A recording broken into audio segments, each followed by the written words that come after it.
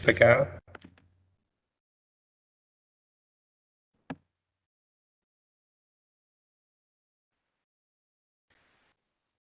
Welcome members, welcome to the full council. I'm going to start as usual and ask John here to take us through the notice of summons and the members' attendance and apologies. Thank you, Mayor, and good afternoon, members. Apologies for the short delay there. To all members of Derry City and Strabane District Council, you're hereby summoned to attend the monthly meeting of the Council to be held remotely today, Thursday, the 25th of November 2021 at 4 o'clock. Alderman Breslin. Here, John. Alderman Devaney. Here, John. Alderman Guy. Here, John. Alderman Hussey. Hi, here. Alderman Carrigan. Here, John. Alderman McClintock. Here, John. Alderman McCready. Here, John. Alderman Ramsey. Here, John. Alderman Wark. Councillor Jason Barr. Here, John. Councillor Raymond Barr. Councillor Raymond Barr. Councillor Senoy Barr. Here, John. Councillor John Boyle. Here. Councillor Michaela Boyle. Oh, John. Councillor Carr. Here, John. Councillor Cusick. Here, John. Councillor Dobbins. Here, John. Councillor Donnelly. Shaw. Councillor Doyle. Here, John. Councillor Duffy. And Shaw. Councillor Edwards. Shaw, John. Councillor Farrell. Here. Councillor Ferguson. Here, John. Councillor Fleming. And Shaw, John. Councillor Gallagher. And Shaw, John. Councillor Harkin. Here. Councillor Heaney. Shaw, John. Councillor Jackson. And Shaw, John. Councillor Kelly. And Shaw, John. Councillor Logue. Apologies. Thank you. Councillor McGinley. And Shaw, John. Councillor McGowan. And Shaw, John. Councillor McGuire. Apologies. Councillor McHugh. Shaw, John. Councillor McKeever. Councillor McKeever. Councillor McKinney. Here, John. Councillor Mooney. Here, John. Councillor O'Neill. Here, John. Councillor Riley. Here, John. And Councillor Tierney. Here, John. Thank you, members. Members, just checking. Councillor Raymond Barr. No. And Councillor McKeever. No. Thank you, members. Back to you, Mayor. Thank you.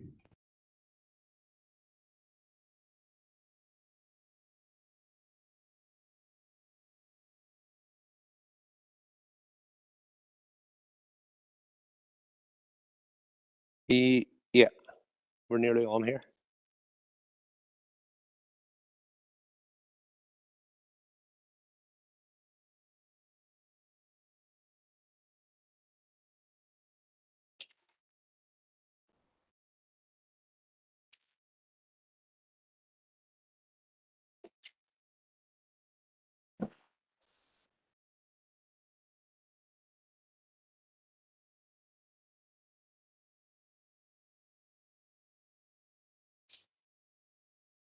Sorry, apologies, members. Okay, moving on, agenda free statement of remote meetings. I'd like to remind everyone who is in remote attendance that this meeting is broadcast live through the Council YouTube channel and will be available if you the public media. The broadcast will also be available for repeat viewing at a later date. This broadcast may be terminated or suspended in accordance with Council protocol, and members are approved as speakers. A reminder to use your mics and cameras while speaking at the meeting, and the use of the chat facilities to highlight the request to speak.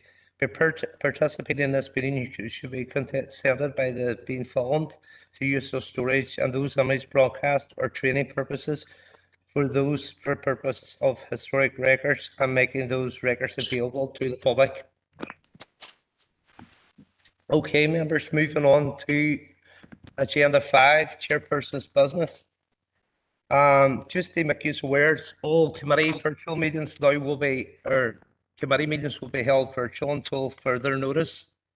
And I have a few on Chairperson's Business. First of all, I'd like to bring in Councillor Duffy. For Mugget, Mayor, I appreciate you bringing me in. And I suppose before I do anything, I would like to send our best wishes to Councillor Maguire. Councillor Maguire is currently in hospital. He had a workplace accident and is in hospital. So he is doing well and he is in good spirits, but it may be a while before, well, it's virtual, so he could be back on virtually before we know it. But in the meantime, I would like to send him our good wishes for a speedy recovery. And secondly, then I would like to send our condolences to Councillor Patricia Logue on the passing of her sister this morning after a short illness. So if we could pass on condolences as well to Patricia. So, Mayor, in terms of what I was looking to come in on is in relation to our new councillor, Councillor John McGowan. So I just want to take the opportunity to welcome him onto council, and indeed as part of our council team, and myself as my constituency partner down here in Ballyarnett. I have worked with John over quite a number of years at this stage, and he has always been somebody that I have gone to for advice and probably picked his brain on more than one occasion around business skills, development in the city. He has a wealth of knowledge in terms of that sort of stuff. I have no doubt that he will bring that breadth of knowledge into the council chamber and will be a real asset, not just for our council team, but the council as a whole in terms of what he can bring. I would also say that John has a tremendous vision for the city and district. It's an exciting and positive one, and I look forward to seeing John get stuck into some of the stuff that he wants to achieve in council. So, John, you're very welcome onto the team. Just a number of housekeeping issues then in relation to John and our changes in committees. To start with, I would like to nominate John onto the Business and Culture Committee and the Audit and Assurance Committee. I would also like to nominate John onto the Walled City Partnership and the UBI Hub in terms of our external bodies. And internally, in terms of our working groups, I would like to nominate John onto the City Deal Working Group. I have a number of other changes that I just take the opportunity, Mayor. In terms of the CCTV partnership, I would like to nominate Emma McGinley. The CCI, I'd like to nominate myself onto that. Dove House, I would like to nominate Councillor McGinley. For the Anti-Poverty Task and Finish Group, I would like to nominate Councillor McGinley. And for the Welfare Reform Working Group, also Councillor McGinley. So thank you for your indulgence, Mayor.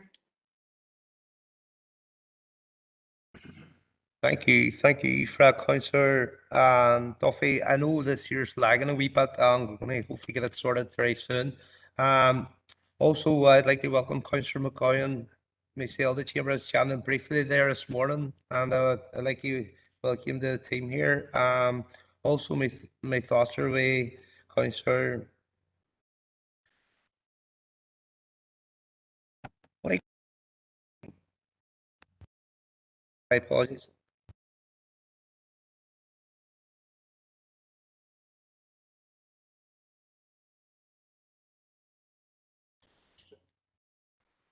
Apologies, members. Also, my thoughts and prayers away Patricia and the loss of her sister. So I'd like to bring in Emma Doyle now.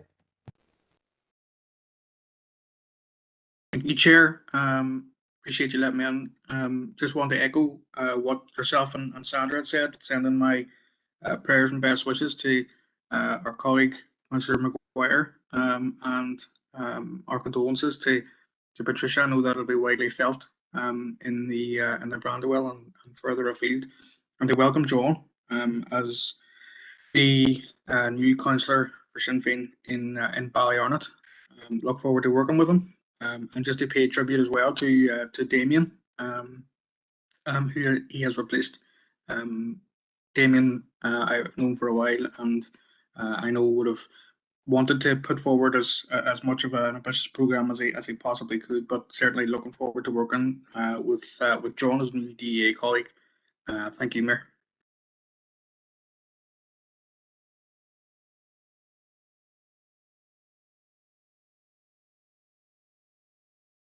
Thank you for that, Councillor Doyle. Could I bring in Councillor Ferguson? Thank you, Mayor. And again, same as yourself and previous speakers, we want to send our best wishes to Councillor Maguire and our condolences to Patricia and the loss of her sister, and also to welcome John to the council. You're very welcome. Thanks, Mayor. Thank you for that, Councillor Ferguson. Alderman McCarthy.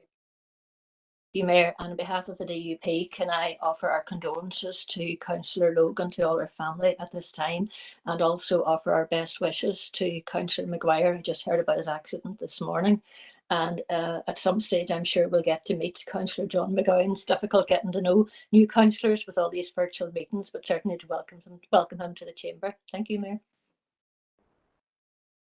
Thank you for that, Councillor McCarthy. Councillor Riley.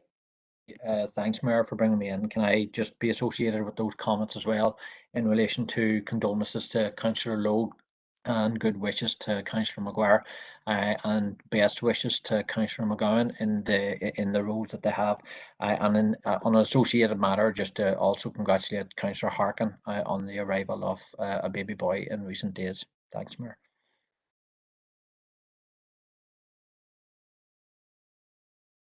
Thank you for that, Councillor Riley. And sorry, members, I'm having issues here with AET's just fixing it. Alderman Guy. Thank you, Mayor. On behalf of the Ulster Unionist Party, I would like to send my condolences to Councillor Logue and her wider family circle, and obviously wishing Councillor Maguire a speedy recovery. I'd like to welcome our new member in the council. Look forward to working with John, and I'd just like to say, well, I have a few changes to make to work in groups, but I'll just send them to the committee second. I'll not keep anybody back. Thanks, Mayor.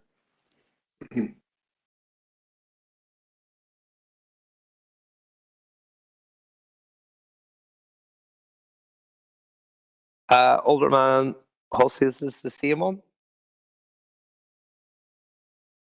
No. No?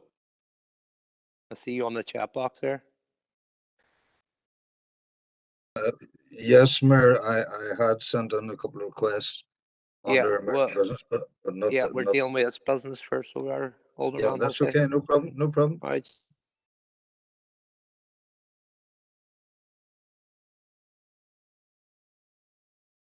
Councillor O'Neill. Thanks, Mayor. It's just to extend our condolences as well to Councillor Logue's sister and all her family, and to hope Councillor Maguire a speedy recovery, and also to welcome the new councillor to the chamber, and obviously congrats to Sean for his new baby boy.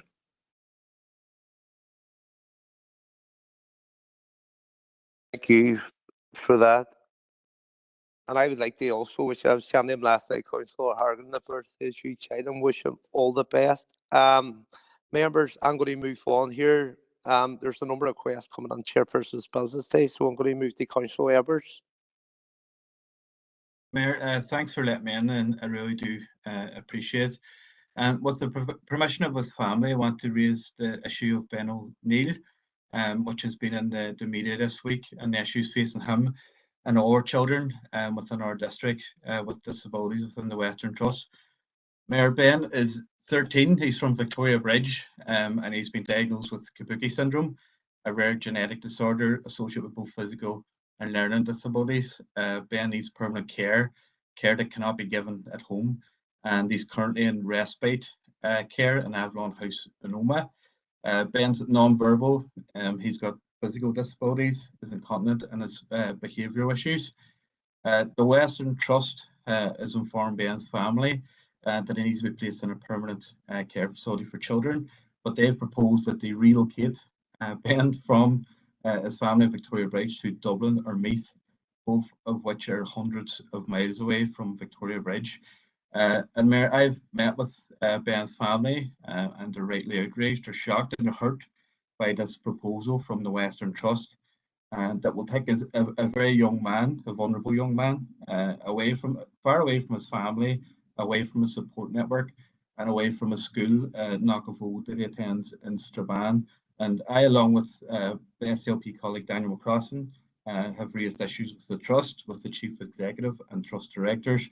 We've also raised the issue with the Health Minister, Robin Swan, and his Special Advisor, but we've yet to receive a comprehensive response. But I've come to learn, Mayor, that there is a massive lack of facilities for young people with advanced disabilities like Ben, and there seems to be no facilities across the north to accommodate them. And I do think that this is unacceptable and something that the Trust should add to the lobby on. Therefore, Mayor, with your indulgence, I would like to propose that Council writes the Chief Executive of the Western Trust and the Health Minister to highlight the massive lack of provision in residential care for young people with disabilities from the Western Trust area, and ask them what action basically that they're taking to address this lack of provision. Mayor, thank you. Thank you for that, Councillor Evers. I see a number of people on this issue. Councillor Michaela Boyle. Thank you, Mayor, and thanks to Councillor Edwards for raising this. Ben's mum, Ciara, obviously has been to the forefront in her plight, and we all share with her and her efforts in finding the proper care facilities for Ben, her son, closer to home. Alicia McHugh, our MLA, has been working with Ben's family for some time now, and helping Ciara and her plight like other elected representatives. I also too would support the letter going to the Trust in terms of getting that support that the family need at this crucial time. Obviously, the family are very brave in coming forward with their plight, because not only has Ciara, Ben's mum, said that she's fighting for Ben, but she's fighting for a lot of families across our city and district to get their children the proper respite and care close to home that they need. So I'm happy to support the letter going to the Trust. Thank you, Mayor. Thank you, Councillor Boyle. Councillor Ferguson. Thank you, Mayor, and thank you to Councillor Edwards for bringing this forward again. I have spoken with Ciara. She's doing an absolutely fantastic job in trying to raise this issue in behalf of Ben. It's extremely hard trying to highlight this issue. No mum should have to deal with the aspect of, or the prospect of, being so far away from their child just so that they can access the care that they need and should have closer to home. So we in Alliance are more than happy to support this letter, and hopefully with the great work that Ciara has been doing and highlighting this issue and over the media the very recent days, she will get an outcome, and she'll fight not only for Ben, for the other children in our district. Thank you. Thank you for that, Councillor Ferguson. Councillor Alderman Hussey. Thank you, Mayor, and again thanks to Stephen for bringing this to the attention of Council. And I think within Stephen's proposal, it's not just about Ben. Ben has been the catalyst, and well done to Ben and his mum on this particular issue. I have known Ben in the past from my days as on the Board of Governors at Knockavoe, so perhaps a slight declared interest. But as well as Ben, there are so many throughout Northern Ireland in this situation, and it's unacceptable. I have made contact with the Minister on this, as indeed have others. So I have absolutely no hesitation in seconding this proposal and thanking Stephen for bringing it and trusting that Council will endorse the approach that is being taken here. Thank you, Mayor. Thank you, Fred. Alderman Hussey, Alderman Devaney. Thank you, Mayor, for allowing me in, but I was only coming in because I thought my colleague, Alderman Kerrigan, was unable to get on. I know he's having some difficulties, but I would prefer, Mayor, look, if we can bring Keith in instead of myself, and if he's not, I'll speak on it, Mayor. So I'm just wondering, are we able to get Keith online, Alderman Kerrigan?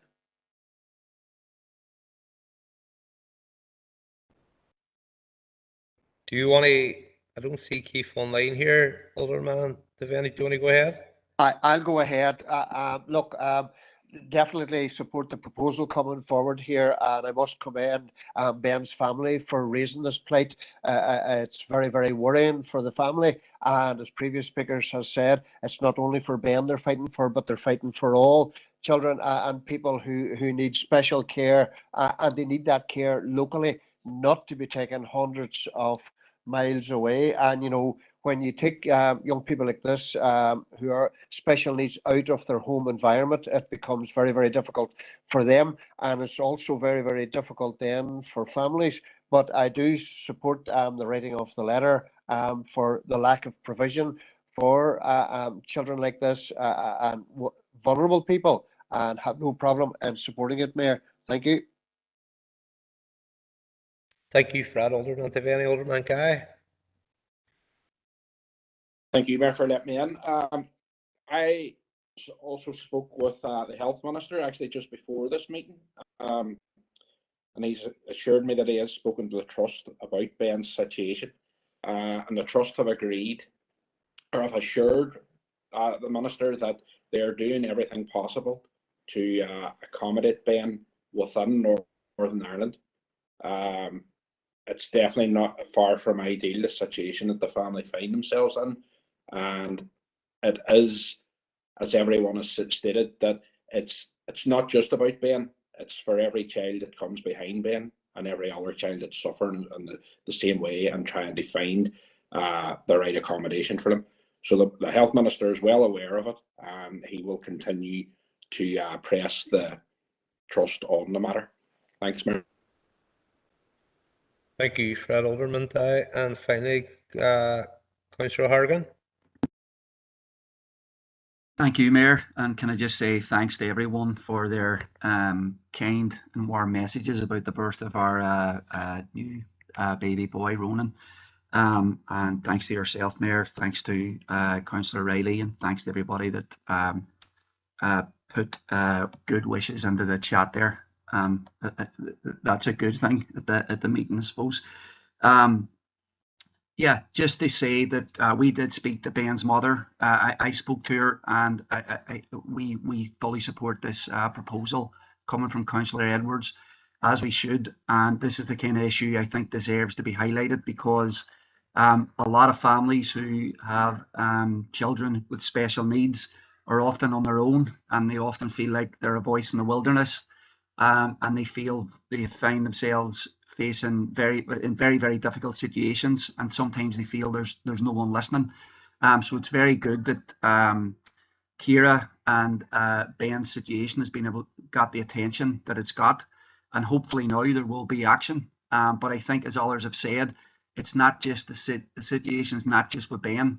There is a problem, and it's approaching a crisis situation with respite provision right across our district. And so I think we're going to have to come back to this. You know, this is one of those issues that people can get left behind on. So I think it's important that we're talking about this right now and seeking for action on it as well. Thank you, Mayor. Thank you, Fred. Councillor Hargan. Okay, members. We have a proposal on the table here, and I'm not seeing anybody against it. Anybody against that? Could you let me notify me now in the chat box?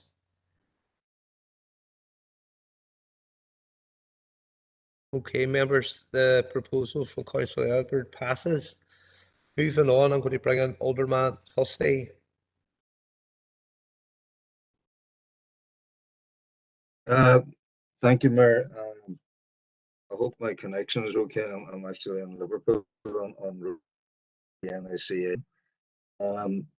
Firstly, can I send my best wishes to my electoral area colleague, Kieran, and for a speedy recovery, to Patricia on the sad passing of her sister. And indeed, congratulations to you, Sean, or should I say, rather, your partner, on the birth of Ronan. Well done to all. The issue, a couple of issues I wanted to raise. The first one was that I would ask Council to congratulate the regional award winner in the small builder category of the NHBC Pride in the Job Awards, Mr. Sam Sayers, a local man in our Castleberg area, and indeed his business, S&DC Construction Limited, on the small, their award is reference to small scale developments, and in particular, the award is relevant to a development that they brought forward in Castleberg, Mount Bernard Rise, and it's a fantastic example of how developments should be progressed. Sam now goes forward to the Pride in the Job Supremo Awards, which will be held in London.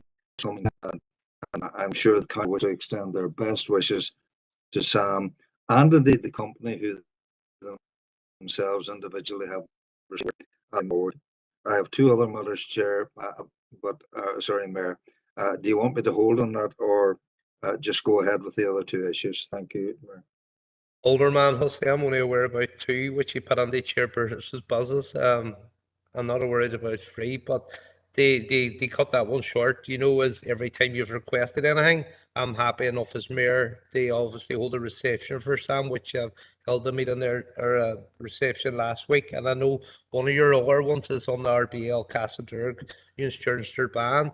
I held a reception for the Londonderry and Waterside last week, which was requested from the Waterside Londonderry, which was happy to do, and I'm also happy to celebrate the 100th anniversary for the RBL Castleberg Sturban one as well, anytime. And Newton Stewart. And Newton Stewart, yeah. That was the second issue, Mayor. I want to congratulate you actually on recognising the 100th anniversary of the Royal British Legion via the Waterside branch, but to also request that similar consideration would be given to Strabane, Newton Stewart and Castleberg Royal British Legions on the 100th anniversary of the establishment of the Royal British Legion. There was one quick extra one over and above that, Mayor, if you'll permit.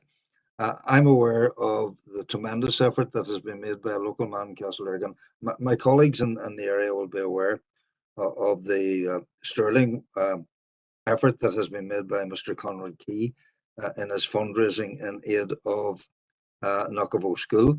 And I'm fully aware also that there are many others throughout the district council area who fundraise quietly in the background.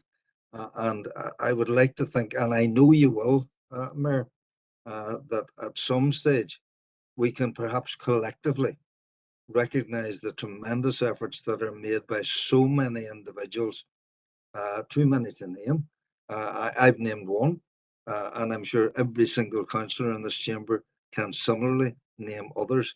But perhaps it's something that we can take on board, whereby at some stage we can recognise collectively all of those folk who do such sterling fundraising work within our district council area. Thank you, Mayor. Totally, and I would agree with Alderman Hussey. I think all members here are aware everybody's requested anything through the mayor's office, and the team mayor have held receptions there. I'm happy enough to be doing 7 receptions a week at the minute, to be honest, until my term as mayor. They basically highlight people are doing sterling work over and throughout the district. Anything came through that office, I gladly took on and did it. So I'm happy from all members to They do that, and that's part of the job. Thank you for that, Alderman Hussey.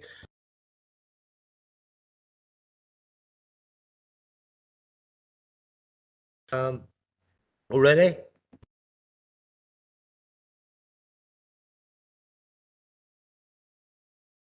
Sorry, Mayor, are you calling me in? Yeah. Members, I apologise. I'm having a wee bit of technical problems still here. If just bear with me to get through this bit. But Councillor Riley, Chairperson's business.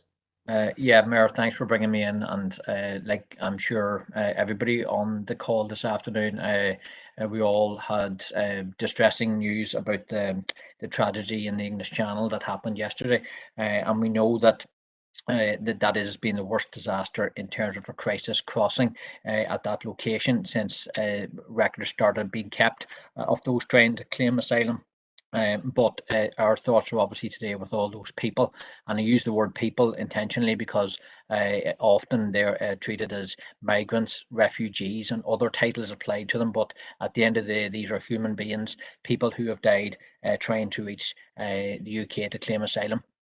Mayor, we'll remember also that there were around 39 people died from Vietnam who died in the back of a lorry container. So regardless if it's trying to entry into the UK through land or through water, there is clearly a death at the centre of the UK asylum process, and that needs to stop. This council already, through a motion I brought to the council earlier this year, has already indicated and documented our concern at the UK proposals for the immigration bill that's gone through the Commons, and my party MP Claire Hanna has spoken about that in Parliament. And I know that people will have a chance next week when the Northern Ireland Affairs Committee are coming to hear from our council, and people have an opportunity to reflect in their concerns about the way that refugees have been treated and the circumstances that they experience when they're here. But also I think people will take that chance to document concerns about the processes applying to refugees when they are trying to come here in the first place as well. So, Mayor, thanks for allowing me to bring it up today. I'm also conscious that in the public domain, there's often people who talk about other things and apply a different attitude than the refugees welcome approach that many in this council chamber have supported in the past. And to those who would say that we don't have space or that we shouldn't be welcoming refugees, I would respond by indicating that we clearly have, especially at this time of year when Christmas is approaching, the need to understand that our inns and our stables are not full, that we do have space. If you look at the numbers of people that are claiming asylum in the UK, those figures have dramatically dropped over the last 20 years, and the UK takes less than 1% of the people who are claiming asylum on a global basis. So there's clearly a lot of ignorance and bigotry applied to those who are trying to suggest that we should not be welcoming. Thank you, Councillor Riley. You bring your remarks to a close. So yes, Mayor, so thank you for allowing me to raise it today. I think it is appropriate that we do so today at full council in advance of the Northern Ireland Select Committee coming to hear from the council next week. Thanks, Mayor. Brad, Councillor Riley. Councillor O'Neill. Thanks, Mayor, and I would agree totally with Councillor Riley's remarks that like refugees are completely welcome here, and it really was awful to see the drowning of 33 people in the English Channel yesterday. And like I think we have to be very honest and say that this event was no accident, given the EU and Westminster governments, like they're directly responsible for the deaths of these people with their inhumane migration policies. Like Boris Johnson talked about it being a tragedy, but like these really are empty words, because it's not a natural catastrophe but a man-made crisis that made this happen, fueled by hate and division and the dirty trillion-pound business of war. But whether it's Westminster or the EU, the treatment of people migrating to seek refuge here is shameful. You know, that's really is Fortress Europe, and we don't have any shortage of resources. You know, here, like, refugees are welcome, but we do have a shortage of humanity and empathy. like I 5 years ago I was on a refugee camp volunteering, and there was 2,000 people living there in a facility built for 640 people. There was no safe space for children, and most people and families were living in tents in the cold of winter. And these camps really are a purgatory created by bureaucrats. And these camps, there's lots of them, and with people living in these dire situations, but these are the people who've survived whatever journey that they've made. There's also plenty of people who've gone missing and plenty of people living on the streets. When we look at who are refugees, more than half are women and children. And unfortunately, many of these people fall into the hands of human traffickers because they don't have a safe and legal means to seek refuge. So like when refugees are facing closed borders and anti-refugee policies like they do here, they've no choice but to risk dangerous journeys. And this crisis is not just in these freezing cold seas, but the stories of human suffering continue to emerge from the border region of Belarus and Poland. The EU and NATO and Britain and the US are throwing accusations at each other. Sorry, Councillor O'Neill, you bring your remarks to a close. Yes, no problem, Mayor. I just wanted to say that there will be a solidarity action this Sunday at 2 o'clock at the famine statues down by the quay, called by United Against Racism. And I think it's really, really important that we all come out and we support that action to say that we need to open borders and that refugees are welcome here. And I would just like to propose that Council formally supports this action and support of refugees. So I'll just put that under the chat box.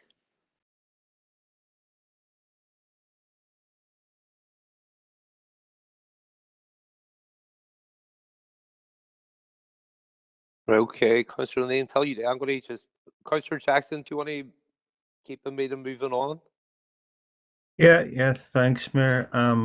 And I suppose I just want to echo the sentiments of the previous two speakers and say on behalf of Sinn Féin, that we agree that people that are seeking refuge in these islands should be met with compassion, and and not hostility. And I know the message from the previous two speakers has been one that refugees are welcome here, and that's something that we can't say strongly enough. And it has a sad reflection in society that there's been reports of extreme violence against people seeking asylum, and we need to bear in mind that that the 33 lives that were lost yesterday is a tragic event, but it's a symptom of or an example of the extreme lengths that these people are going to try and escape the oppression.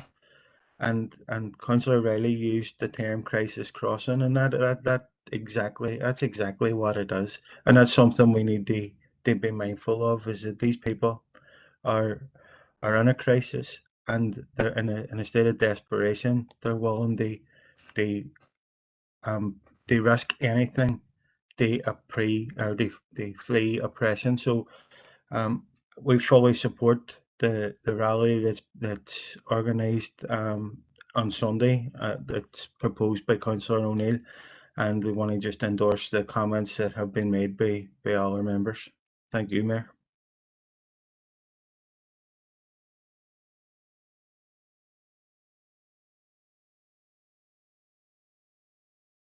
Thank you for that, Councillor Jackson. Councillor Ferguson. Thank you, Mayor. The 33 people that tragically died, Mayor, I'd like to offer their families and their friends condolences. These are, people who lost their lives just trying to cross because they were in crisis. It was preventable. There must be a safe and legal route for anyone needing to flee their home. No one should be risking their lives to reach safety. Tougher borders force the most vulnerable people to risk their lives to reach the UK, and it just increases smuggling. So we want to also put on record to say, again, people seeking refuge are welcome here, and we are fully supportive of the rally also, and supportive of the proposal, Mayor.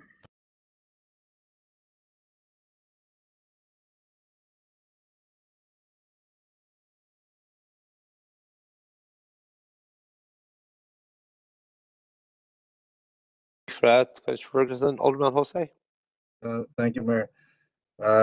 Firstly, of course, everyone can empathise with the loss of life which occurred in the English Channel, and I note that several on so far have engaged in what I would call a bit of Brit bashing because it's all our fault. Let's not forget the derogation of duty by the French government. The French government have a duty not to allow such unsafe methods for people to actually go into the English Channel to try and reach the United Kingdom. So, you know, it's not all down to the Brits. The French have a duty here because that's where they're coming from. And let's go to the other side, which has already been referred to by Councillor O'Neill. Belarus pushing people onto the border with Poland, and the EU saying, no, you know, we support you, Poland, in trying to keep these people out. You know, there needs to be a worldwide solution to this scenario, not just a country solution. I mean, I'm mindful, yes, that there are many who will run down the United Kingdom, but why is it that so many people want to come to the United Kingdom? And this is actually post-Brexit, don't forget. There's a lot that needs to be looked at within the overall scenario. Thank you, Mayor. Thank you, Fred. Alderman Hussey. Alderman McCready. Thanks, Mayor. Briefly, it is shocking and sad what happened, you know, that loss of life. My thoughts go out to all of their families. No words that I say will make any difference to it. So clearly, you know, action is required. I did unfortunately take exception to some of the words by Member O'Neill. Very easy to single out a few in terms of blame, where there is aspects of policy, you know, per border control and access, legal and safe, as another member had phrased, which, you know, we should implore. And we didn't mention France or other European either member countries or anybody else generally in the West who cares, because all of them generally do care. But it's only when it gets to the point of the English Channel where the risk of movement of people illegally, the risk is so high, you know, evidenced by the 33 that were lost, which is absolutely regrettable and abhorrent, and solutions do need to be found and focused. And in some ways, it's easy just to say that, but, you know, even from today, I had 2 calls. One's from a women's centre just near the Guildhall, who's dealing with people who have come into the country legally through asylum, refugee or evacuee status from the likes of Syria. And now we're learning those lessons of how to do it better for when the next bout of Afghan evacuees come into our city and our country here. So there's a lot going on in the background to try and help and have loads of action. But I just don't think sometimes it's good enough for us as elected members to grandstand and just shout blame at people who just fits their narratives. Easy to point out the UK and the border control and Priti Patel's policy, which it's not perfect. Thank you, Alderman McCready. Bring your remarks to a close, please. Yes, thanks, Mayor. Here, Thank you, Fred. Councillor Donnelly. Thank you, Chair, and thanks for letting me in there. Look, you can see the points going here by people, you know, have obviously touched a raw nerve. You know, okay, France, European Union are equally as culpable. It doesn't take away the responsibility of what, you know, of those here and what's happened. There is a humanitarian crisis. We talk about the 33 lives here, but there's lives being lost on a daily and nightly basis where people are actually freezing to death individuals or ones and twos, and I would say that the numbers are as great as this case. It probably stands out more because there's 33 in one incident, which brings home the reality of what's going on. I know myself and Councillor Gallagher and a number of others travelled to Kelly and seen it firsthand, some of the conditions that these people were living on, and this is a number of years ago. It's absolutely shocking. I think we do need to send out that message. There is room at the inn, but when we bring people here, I think it's also important that we look after them. I'm aware, of Syrian refugees who are living in this city and who, in their opinion and in my opinion, have been completely abandoned and haven't got the very basic of help, even for some of their disabilities. So, I would like to second Councillor O'Neill's proposal, if it hasn't already been seconded, and regarding Sunday's action. Thank you, Mayor. Thank you for that, Councillor Donnelly. I think Councillor Doyle's seconded that already. Members should be glad if this technical issue sorted now, so it's me, I can hear everything that's happening. So, members, there's obviously a proposal on the table. I see Councillor McKenny, Alderman Devaney, and Councillor Hargan looking in. And what I'm going to do now, members, is bring Councillor Riley on the amendment. Yeah, thanks, Mayor. I've spoken already, so we'll not delay the meeting much further. The amendment's very small. I'll just pop it in the chat box. Hopefully it'll be accepted.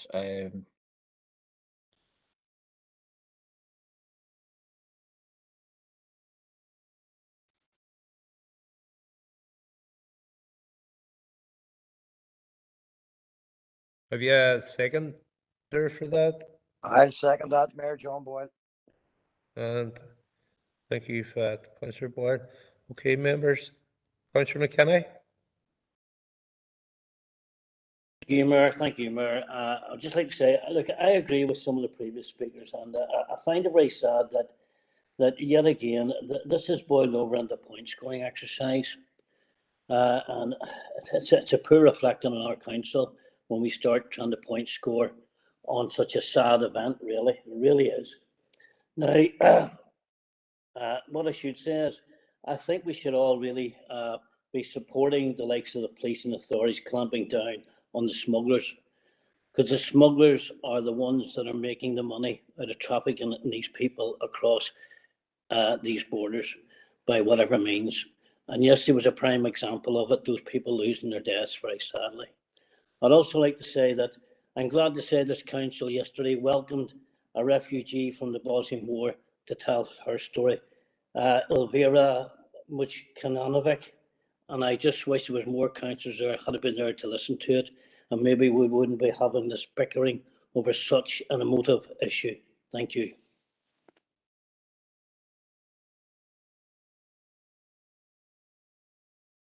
Thank you for that, Councillor McKenny. Alderman Devaney, and then finally then Sean or Councillor Hargan. Thank you, Mayor, for allowing me in, and on behalf of our party, look, we are shocked and saddened at the 33 deaths that has happened here, crossing from Kelly across.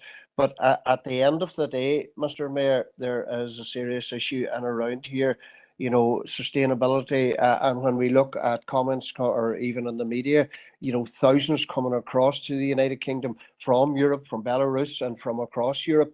And I do believe that there is a bit of Brit bashing going on here. The whole blame doesn't lie with Britain or the United Kingdom. Europe has its part to play, and let's look at the geography for some of these people. They're passing Germany. They're also passing France, and those are big economies as well. And what are they doing to help the situation? But it's only when it's an issue when they're coming in to the United Kingdom here.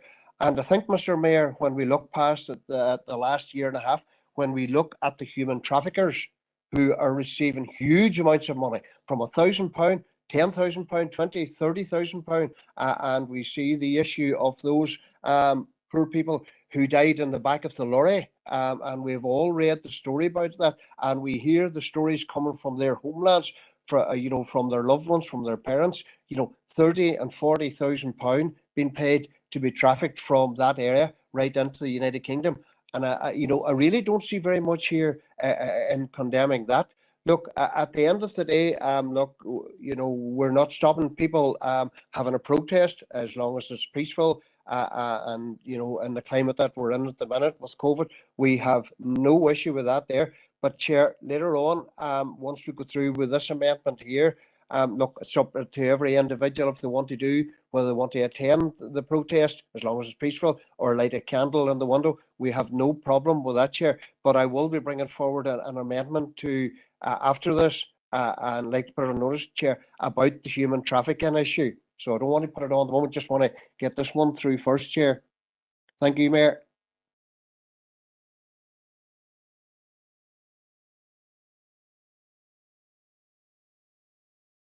Okay, Councillor Horgan, just before you come on, Councillor Horgan, I see in the chat box here is just a few members on about the spelling errors. We'll get these sorted now, so we will. And bring in Councillor Horgan.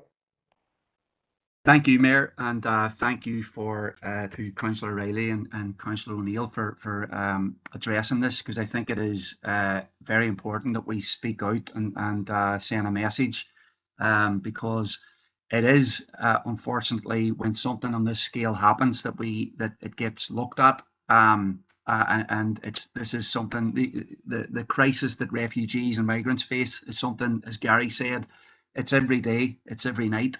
And it's only when people die in large numbers that we're forced to discuss it like this. I think some people have chosen to ignore the fact that Councillor O'Neill talked about the culpability of the European Union. France follows European Union policy. So, this is about the EU and the British government's responsibility and culpability for creating a Fortress Europe, Fortress Britain context, and those people in Ireland who would try to create a Fortress Ireland. I think that Boris Johnson, Priti Patel, should be going before the International Criminal Court because these policies are criminal and they're not alone. They should be going there with the bosses of the EU that put up the barbed wire, that create the borders, that militarize the borders, that stop people fleeing poverty and war from being able to move. And as long as countries are devastated by wars and occupations like we've seen in Afghanistan, people will attempt to do anything and pay any amount of money to go somewhere where they think it's possible to, make their own lives better and make their children's lives better. I mean, that has been the history of Ireland. People, we don't need to repeat it, but people, paid smugglers and all sorts of things to get the different parts of the world to try and improve their lives. I'll be honest, I think that the attempt to put the emphasis on traffickers is a deflection away from those who have the ability to change policies and to change the way that we address the refugee crisis. It should be done in a humanitarian way. So I wouldn't support a motion that deflects away from the culpability of the British government, of the EU bosses on this matter. Thank you, Mayor. Thank you for that, Councillor Horgan. Okay, members, I don't see any further speakers here, so I'm going to pass on to John for a vote on the amendment. Thank you, Mayor. So on the amendment, members, Alderman Breslin. Against. Alderman Devaney. Alderman Devaney. Alderman Guy. Alderman Guy. Alderman Hussey. Members, can you hear me? Yeah, we can hear you, John. Okay. Alderman Carrigan. Abstain, John. Alderman McClintock. Abstain. Alderman McCready. Abstain. Alderman Ramsey. Abstain. Alderman Wark. For. Councillor Jason Barr. For. Councillor Raymond Barr. Are you with us? No. Councillor Sinoy Barr. For. Councillor John Boyle. For. Councillor Michaela Boyle, Against? Councillor Carr, John. Councillor Cusick, Councillor Cusick, Councillor Dobbins, For John. Councillor Donnelly, For. Councillor Doyle, For. Councillor Duffy, For. Councillor Edwards, For. Councillor Farrell, For. Councillor Ferguson, For John. Councillor Fleming, Councillor Fleming. For John. I see Councillor Cusick there in the chat box. For. Thank you, Councillor Cusick. Councillor Gallagher, For. Councillor Harkin, For. Councillor Heaney, For. Councillor Jackson, For John. Councillor Kelly, For John. Councillor McGinley, For John. Councillor McGowan,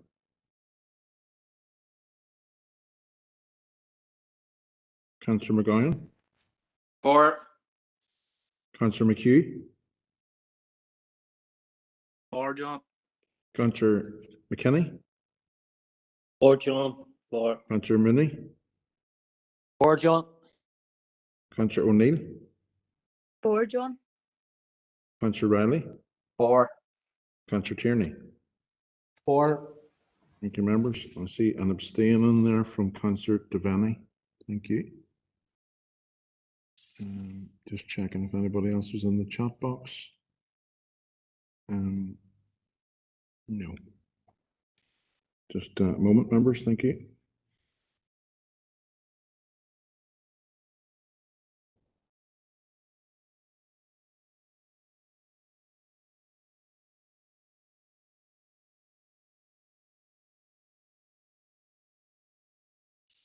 Mayor, I've recorded 27 for, 2 against and 5 abstentions, so the amendment passes. Okay, thank you, John. So the amendment passes. 2 seconds, members.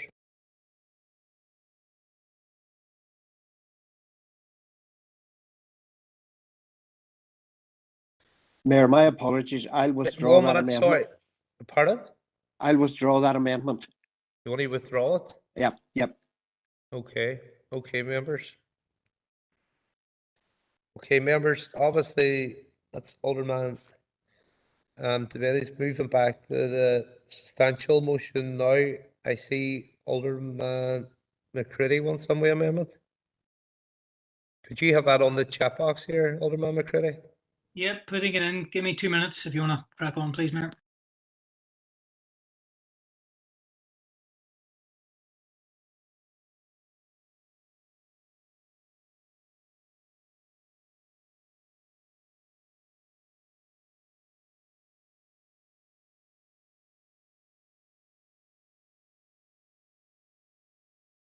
Mayor, I'll second that amendment.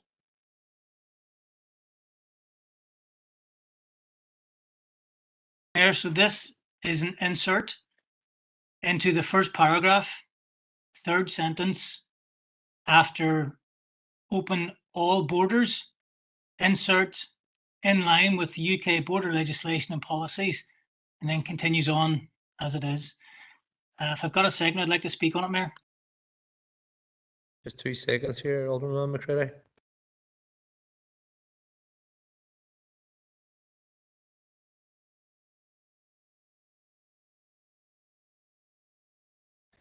Just going to pass you on the Philip here, Alderman McCready. Mayor, I think it's that amendment would conflict directly with the what goes before it in the motion and couldn't be accepted.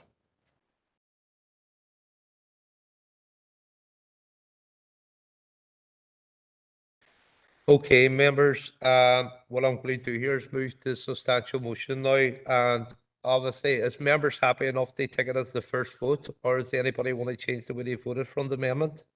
I'm going to move things on here.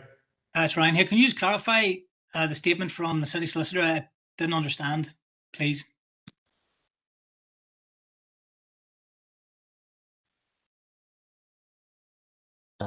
Mayor, the previous the motion as it is currently on the screen refers to a demand that we open all borders. That clearly is a change, seeking a change to UK border legislation and policies, and therefore an amendment which says that it should be in line with the UK border legislation and policies would be in direct conflict to what is immediately before it in the motion. Thank you. Thank you, Fred. So, members, as I said, are we taking the votes the same as amendments, or do you need the Chief Executive come in for the substantial? Is everybody happy? Yep, DUP are happy enough that we abstained on it, Mayor. Okay. Mayor, Yes, Alderman McCready. I'm going to have to vote for this. Tell you what, John, will you go for a vote again, yeah? Is it just you, Alderman McCready? What way do you want to vote on it? Take a vote as per any other No, motion, please. No, what way do you want to vote? Because everybody's happy enough. I want to vote for the motion. Right, okay. Thanks. That's it. That's just the one. Okay, members, the substantial motion passes. I'm moving on. I've just one more chairperson's business. I apologise for the start of the meeting, members. And we're moving on now to Councillor Duffy. Thank you, Mayor, for allowing me back in. I thought you forgot about me. Mayor, I just wanted to raise the issue of the Rosemount Resource Centre, and in particular, the issue around the letter of no confidence that we received from 10 of the staff members, going back now probably to May of this year. As many members will know, that letter was circulated to all members, and we as a council then had a meeting with the 10 members of staff who had signed the letter of no confidence. That meeting took place last month, just prior to full council. There was a number of suggested actions at the meeting, but as yet we probably haven't formalised any of what we would like to do as a council to follow up. Any members here who were at that meeting will know that some of the stuff that we listened to from those 10 women was actually quite emotional and heartbreaking at times, in terms of how they were feeling and what they had endured, and the impact it certainly has had on their lives and their mental health going forward. They have indicated that they have a file of evidence in relation to many of the allegations that they have made, or not allegations, but suggestions around their treatment and what had gone on within Rosemount at that time. Many of these women are now out of a job.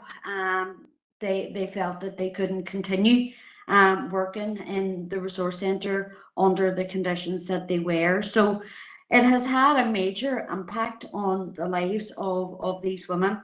I know that the Chief Executive has also sent round an email this week as well, outlining some of the options that we have as a council. I would like to suggest that instead of delaying this meeting today to decide which option is the best one for us to follow, I would like to suggest a meeting of council open to the members who were at the previous meeting, but then open wider if other people wish to take part, between council members and council officers, so that we can properly discuss some of the options that have been put forward, see which ones are doable, see which ones could have a practical output for these women, and what we can practically do to support them and assist them through this process. So if I could just make that a proposal, that we have a meeting of council to discuss the issues that were raised at a previous meeting in relation to the Rosemount Resource Centre. Thank you.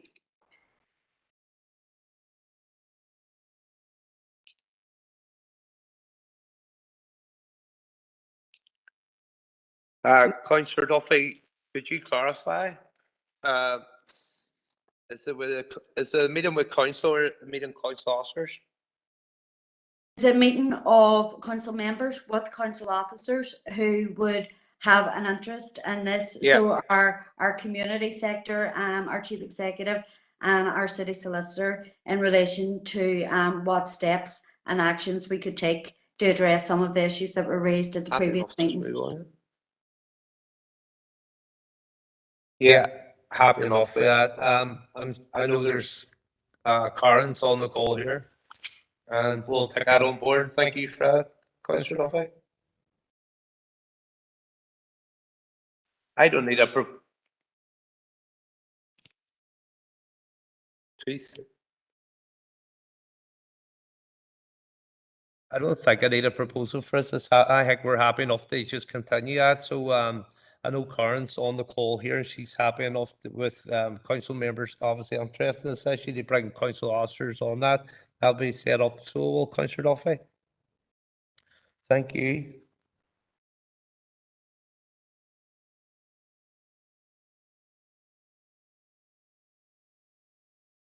Okay, thank you, members.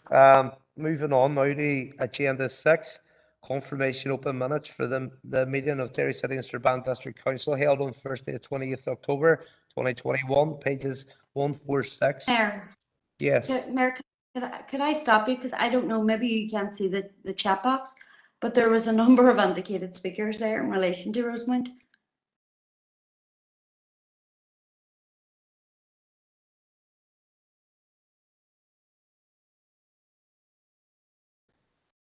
Councillor Duffy, all these points could be raised at the meeting then with council officers to get that issue sorted. And that's why I was taking it obviously as your proposal. So we're moving on now to agenda 6. This will be obviously happen very time soon. And any member interested in that, what we'll do is obviously get them involved in that call with council officers and get that issue sorted.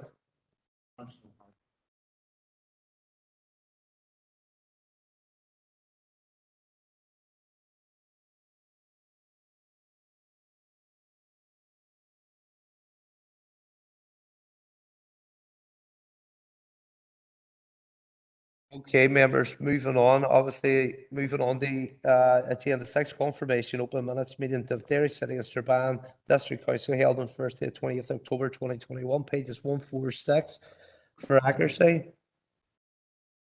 So proposed, Alderman Devaney. Okay. I second this. Thank you. And I have, for matters arising, I have Councillor Farrell. Yeah, thanks, Mayor. And it's relating to item C48221, which was the discussion or debate around McGee expansion. And I note the recent comments from the Joint First Minister, Paul Givan, where he said that McGee expansion was one of the legacies of City of Culture. I'm not sure which planet Paul Givan is on, but here on planet Earth, we have witnessed a contraction at McGee, not expansion. Student numbers at McGee have reduced since 2013. And he waxes lyrical about expansion at McGee, and that's just mythical. There is no expansion, there is no increase in student numbers, and Paul Givan is ignoring the reality on the ground, just like his party's various economy ministers over the last 18 months have ignored their responsibility when it comes to McGee expansion. New Decade, New Approach clearly states that the executive will bring forward proposals to the expansion of 10,000 students at McGee, and those proposals are nowhere to be seen 686 days later. So I've got a question for the Chief Executive. We have invited the Economy Minister to a special meeting of Council to discuss McGee expansion and to discuss regional targets for Invest NI. Do we have a date in the diary yet? Thank you. Okay, Councillor Farrell, I'll pass you on to the Chief Executive here. Thank you. And through you, Chair, just for members' information, the latest letter was sent to the Economy Minister on the 26th of October. And as far as I'm aware, we have not received a response to that letter at this stage. Thank you, Chief Executive.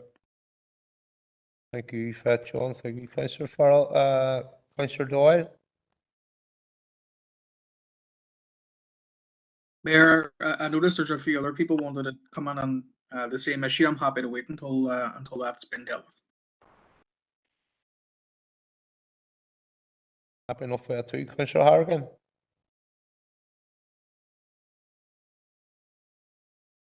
Yeah, thanks, Mayor. Very much support the proposal to keep the pressure on Ulster University regarding the commitment to expand McGee to 10,000. And obviously, this is something we've been told by the Chancellor isn't happening, and there's no urgency from Stormont to make that happen. So it's very, very disappointing. So I think we've been treated to the arrogance coming from Ulster University management is shocking, but it is no different from what's went on for decades and decades regarding expansion of the university. I also want to bring it to members' attention that there will be a strike at Ulster University starting on the 1st of December to the 3rd by lecturers and by staff in pursuit of improved wages, terms and conditions.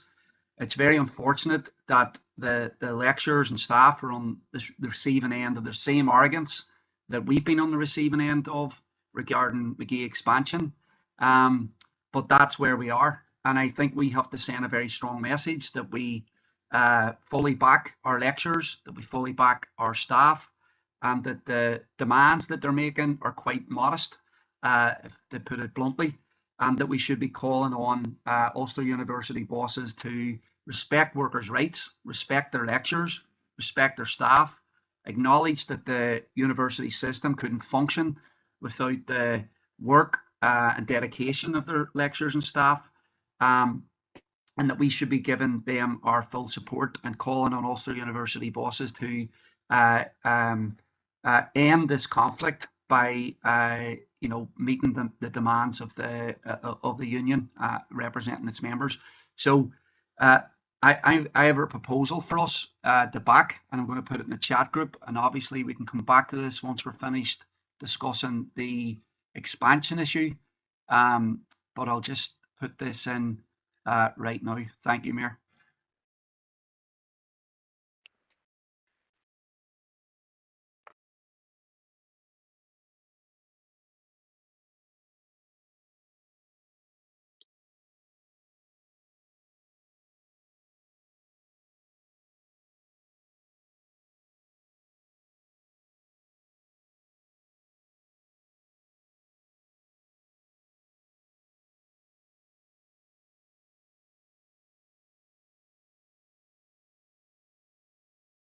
Okay, just until Councillor Harrigan brings it up, I'll bring in Councillor O'Neill.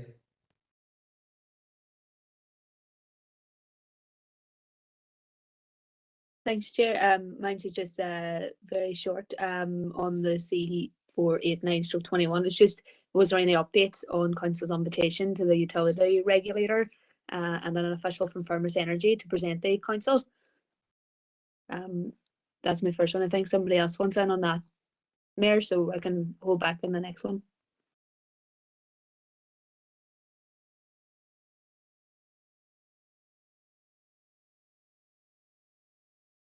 Yeah, I'll bring Councillor Jackson until we get that. Mayor, my request or question was the exact same as Councillor O'Neill's, so. Okay, perfect. Just 2 seconds, member.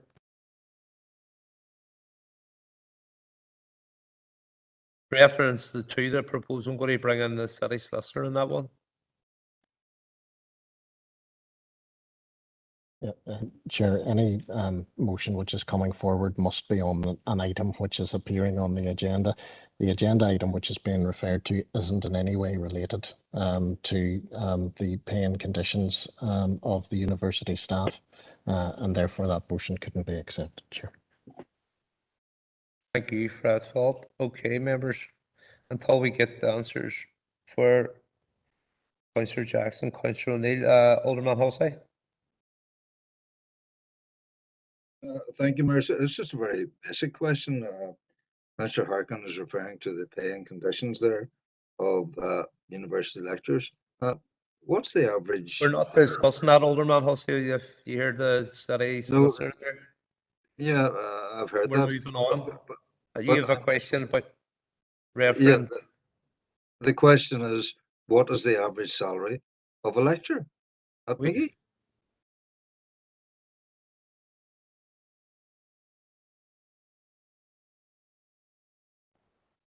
Okay, members. Sure. I think some members asked for an update on 48921. Unfortunately, members, I don't have an update on that for you today, but I will certainly get an email sent out to all members with an update on that following the meeting. Thank you for that, John. Okay, members. Councillor O'Neill, in your second part, C516/21. Yeah, thanks, Mary. It's just in terms of housing. It's just I wanted to highlight that today is actually International Day for the Elimination of Violence Against Women. And with reference to housing, last year 717 women stayed in women's aid refuges, and 6,385 women access community-based support in terms of violence against women. But there's also 258 women last year in the north who could not access refuge because the refuges were full here. And since the first lockdown, 10 women have lost their lives due to domestic abuse in the north. So I think it's really important that our council acknowledges that today is International Day for the Elimination of Violence Against Women, because violence against women often goes unreported. It's silenced by stigma, shame, fear of perpetrators, and also fear of a justice system that doesn't work for women. And COVID-19 unfortunately has triggered a shadow pandemic, which enables unseen violence. And violence against women and girls does not need to be inevitable. But what we need to do is tackle the root causes of violence, and we need to empower women's rights movements. And in recent years, we have seen brilliant movements with the Me Too campaign, the Reclaim the Streets action after the murder of Sarah Everard, and also with Repeal and the Decriminalise movements north and south for reproductive rights. But I think we also need to acknowledge that domestic violence and violence against women is linked to, but also made worse by inequality, lack of social provision of housing and services, and the fact that states and governments do the minimum to prevent it or deal with its effects. So like intimate partner violence, does occur across classes, but economic deprivation, unsafe housing, lack of safe and free childcare, and other social supports can make much worse already tense situations. So I kind of think the systemic oppression of women, it affects all areas of our life, like with limits on reproductive rights, job losses, the gender pay gap, the two-child benefit cap, and unaffordable childcare, to name but a few. And women have been let down by the state for far too long. So I think it's important we acknowledge today. Thank you for that, Councillor O'Neill. Alderman Devaney on this. Thank you, Mayor, for allowing me in. And look, we have no problem with the discussion and around Violence Against Women Week. Anything that raises the issue and the profile of women who are abused in the system, and look, very much call for violence against women to stop. But it's interesting in the figures that the previous speaker has just said there, 258 weren't able to receive housing. And I just want to go back to the issue about the issue about the 33 people, the refugees or whatever we want to call them. And we heard comments about room at the inn. And specifically, Mayor, this is my debate on around this. We see here that 258 people here weren't able to get housing.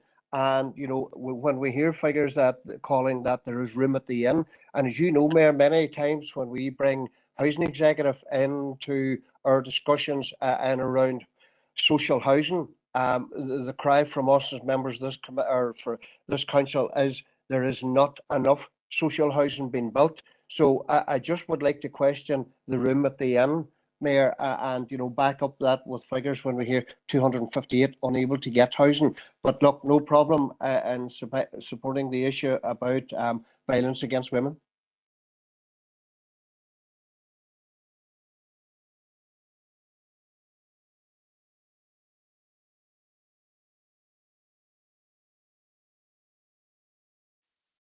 Okay, members, Emmett Doyle, Councillor Doyle on C526/21. Thank you, Mayor. Yes, it's on the New Decade, New Approach Working Group. For members who maybe aren't on it, I wanted to highlight that we'd received correspondence from the Executive Office following the second part of the motion that it asked them to establish a specific Northwest working group with regards to the needs of this city and district, outlined the New Decade New Approach, but also some of the wider priorities that we're supposed to be focusing on as partners. And they have turned that down. And I really do think that it's rather embarrassing for some of the executive parties to continually sit at this council and tell us that their ministers are on the ball when it comes to the Northwest, when it's fairly obvious that when we actually ask them to undertake specific actions with regards to trying to align our priorities with theirs, that they can't even send officials to sit in a room together. Now, I do note, in fairness, that there have been one or two ministers that have come back and said that they have no issue with it. But this is a demonstration of the fact that whenever we try and get things done in this city, whenever we try and hold people to account for promises made in terms of what's been outlined in New Decade, New Approach, we can't get that. One of the other things that I have to mention, Mayor, is that at the working group, I had asked for us to outline from our perspective where progress has been made in relation to some of the commitments made for the Northwest, of which there are a range. And of course, the executive parties didn't want us to do that because it would outline and demonstrate that actually, with the vast majority of commitments made to the Northwest, but also further afield, that absolutely nothing has been done. And this is just another show of another demonstration by the executive parties that they are all talk when it comes to the Northwest. We hear it here about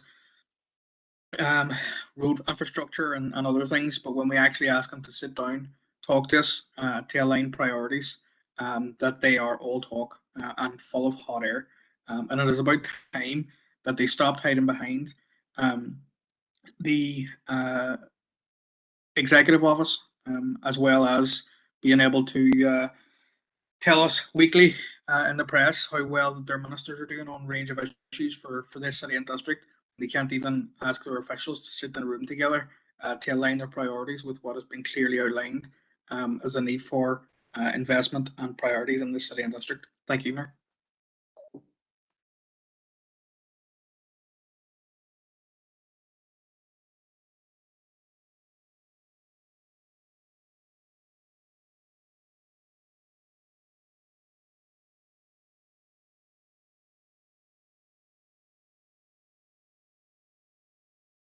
Go ahead, Councillor Turney.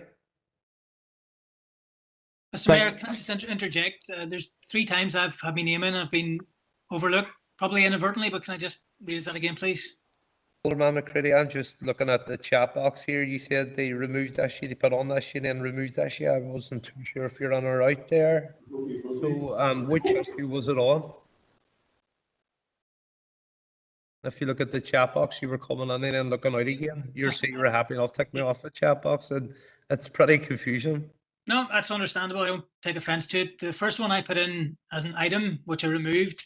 Then the second one is on the issue that was being spoken about. Which Go ahead, Alderman McCready. What issue do you want to talk on? Sorry, Councillor Turney. Thanks for yielding. It covers the McGee expansion, but also the working group. So they're 2 of the same. We're already moved on here, Alderman McCready. Okay, so on what Emmett has just spoken about was about the working group for the city deal, which encompasses about 15 different projects. So is this still ongoing? I can talk about this one, yeah? Yeah. Okay, thanks, Mayor. So the working group should progress and needs to go through to the relevant committee and run its course. I've researched the NDNA inside and out. And when we talk about, there's around 18 or 19 specific deliverables, which has been politically agreed to as part of that. And the two which was highlighted, the McGee campus or the expansion thereof, was around 10,000. I looked at this from a legislative and a financial commitment. See, as it stands right now, that members need to really understand, and also that I want 10,000 students. I want to grow the campus the same as everybody else. There is no funding set aside for that at the moment as it stands. That's an assembly issue and an assembly commitment. The second part is a legislative change in the Maslin cap, which can only be resolved in the assembly. And then until that changes, we cannot surpass what we have already outlined with that cap at the moment. So we're going through the working group and holding the assembly to account. But the last point on what Member Doyle says, which we looked at the working group, was if for us to track the progress of the individual projects, would be like us as council staff officers, everything from the resource, the timing, the commitment, we just couldn't deliver it because they're not our projects to deliver. So yeah, I understand entirely, but just there's a reference there about deflection. I've put it on record time and time again. I've highlighted exactly what our barriers are, and I've offered up what those solutions can be, but it's inside the assembly. And so if you think your assembly members aren't doing the job, then change them next year. I'm all ears. Thanks, Mayor. Okay, thank you, Alderman McCready. Councillor Turney. Thank you, Mayor, for allowing me in on this issue. The topic that Councillor Doyle raises around the response from the Executive Office in relation to the specific Northwest working group being set up was raised by myself at last month's full council. So I'm happy to clarify our position on that. Now, I'm not aware of Councillor Doyle read the responses in full or not, but as you will see, there's a response in there from on behalf of the Infrastructure Minister, Nicola Mallon, which clearly states that the Minister very much supports that approach of a Northwest focused working group. I actually proposed that we set up this working group because we wanted to hold the Executive and all ministers to account in terms of their ability to deliver for the Northwest and working out and picking out the projects which implement directly to this city and district. At the working group, there was a wide discussion around a suggested traffic light approach in terms of tracking the projects. Now, I have to say, I think it's very disingenuous by Councillor Doyle to suggest that those of us who were not in favour of that type of approach were doing that to deflect or to protect ministers within the Executive. It would be extremely hard and I think unfair of the working group to ask officers to try and detail each and every project which is labelled and clearly outlined within NDNA that has impact on this city and district, to try and map out where they are and what their priority is within the Executive would be extremely, extremely unfair. The reason that the working group was set up was to lobby the Executive on all of the projects. One project is no more important than the other. They are all equally important. And it is equally, our job is equally important to make sure that we are lobbying for each and every one of them. My view on the traffic light system, which was outlined by Councillor Doyle, and I think it's fair to say knocked back by most of the people who were in attendance at the working group, it was a crazy proposal, in my opinion, because we have to push. I'm coming to a close, Mayor. We have to push for each and every one of them.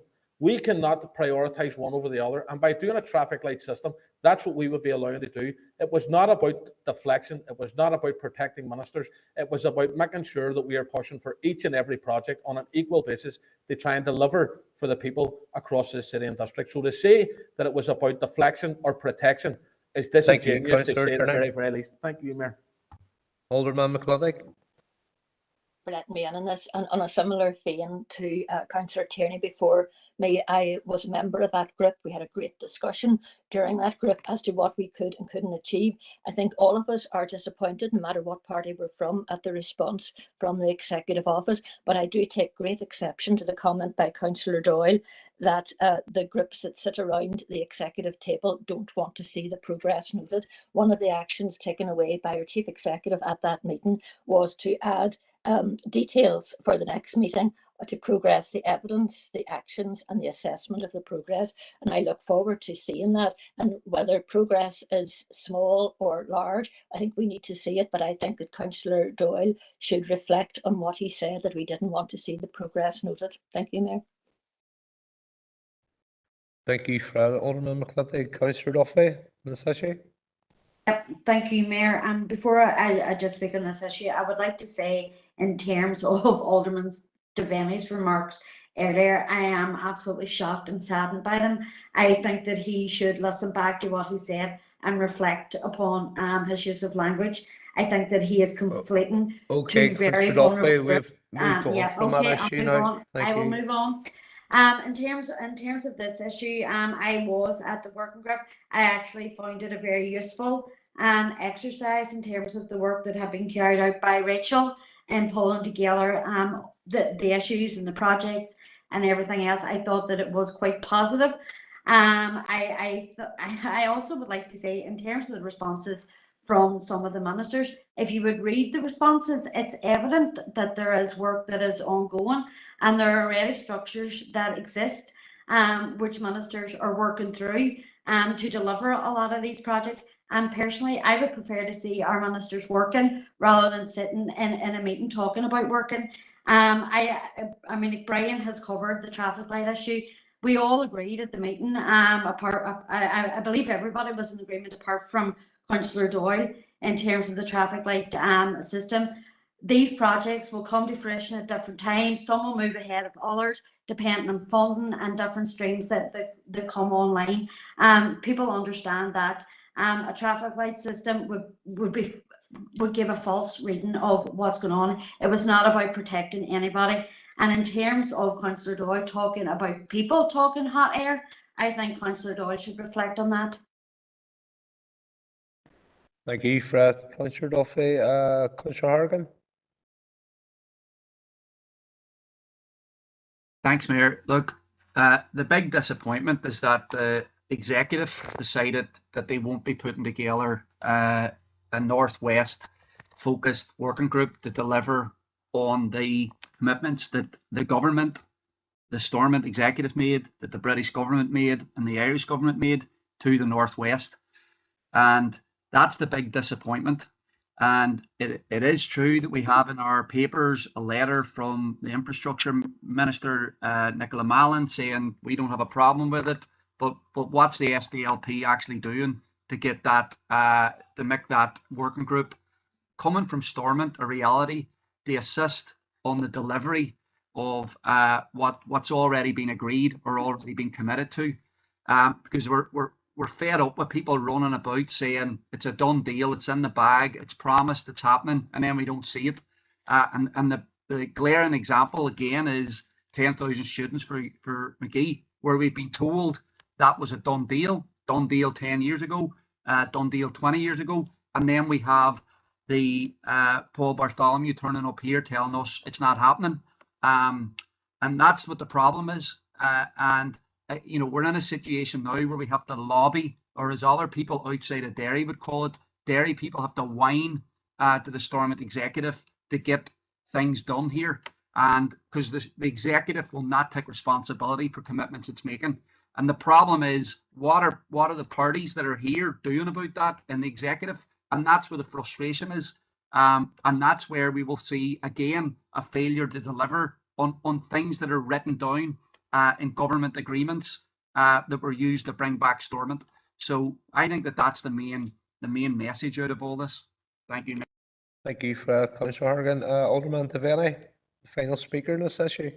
Thank you, Mayor, for allowing me in. And I just want to go straight back to Councillor Duffy's comments in relation to what you made there. I have no problem in supporting funding or help for vulnerable women, whether it's for health needs or support, whether it's mental health or whatever it is. And when we talked about the women's refuge, the shelters, there were 258 unable to get in because of lack of funding. I never said that I wouldn't support funding for to go towards those initiatives or support that. I was just saying about the room at the end. There was no room at the end here for these 258. But Mayor, back to what we're discussing here at the moment. Look, Councillor Doyle needs to reflect on his comments, and I do agree with the rest of the speakers. We have agreed a way forward, and it may not suit Councillor Doyle, and we have agreed a traffic light approach. And I do believe it would be unfair to ask council officers to detail each project. And the merit coming out of the meeting that I took, Mr. Mayor, is that we haven't, we are to lobby the executive. But that's all I wanted to say, Mayor. Thank you. Okay, thank you, Fred Alderman. Devaney. Okay, members, moving on to agenda 8, adoption open minutes to the following committees. /say the monthly governance strategy planning committee held on Tuesday the 2nd November 2021, pages 47 to 64 for accuracy. Chair, can I come in? Yes, who's that? Sorry. Councillor Mooney, GSP 19621. Part of it. Sorry, it was 2 seconds. See when see if you're coming on, members. Could you just put it on the chat box too? It helps us sort of find it quick, and it helps for all our members as well. My apologies, Chair. GSP 19621. It's dealing with the past task and finish group. It should read that Councillor Boyle proposed Councillor Tierney on behalf of the SDLP. That could be amended, please. Thank you, Chair. Yeah, thank you. Okay, just on accuracy, first members could have a proposer and seconder. Proposed, Mayor Morris. Who was the proposer of the first one, sorry? Farrell. Who's that? Rory. Oh, okay. Thank you, Councillor Farrell, and seconded by Alderman Devaney. Matters raising, Alderman McClintock. Thank you, Mayor. It's on GSP 19621. We said that we would nominate at this meeting, and I just would like to nominate Alderman David Ramsey to that grouping. Thank you. Thank you, Fred. Alderman McClintock, has been noted. We're not there yet. Councillor McKenny, Councillor Gallagher. Thank you, Chair. And it's GSP 193/21, and it's taken forward anti-poverty research. And Chair, when we look at the stuff that the anti-poverty task and finishing group are doing, and the discussions we've been having around what's impacted in this district, and we look at the high unemployment, and we look at low wage economy, and we look at the benefit trap, and we also look at one of the biggest scourges that we have is 0-hour contracts. And we have people that are in this district, they're striving to work themselves out of poverty, and they're getting hammered by 0-hour contracts. And Mayor, this council should be leading by example. And as part of this proposal going forward was the internal and external activities, and we need to lead from the front. And Mayor, as part of that, I would like to propose that we bring forward a report that highlights how many employees do we have on 0-hour contracts, how many employees do we have who have no job security on a weekly basis, how many employees do we have that have no job entitlements. Mayor, if we're going to work around anti-poverty, we need to be seen to be acting, to lead from the front, and we can't have employees on 0-hour contracts, no entitlements, and no job security. Therefore, we need to know, and we need to get it addressed ASAP. Thank you, Chair. Thank you, Councillor Gallagher, and that's been seconded by Councillor Donnelly. Councillor Gallagher, could you put that on the chat box? Is that okay? Will do. Just 2 seconds, members.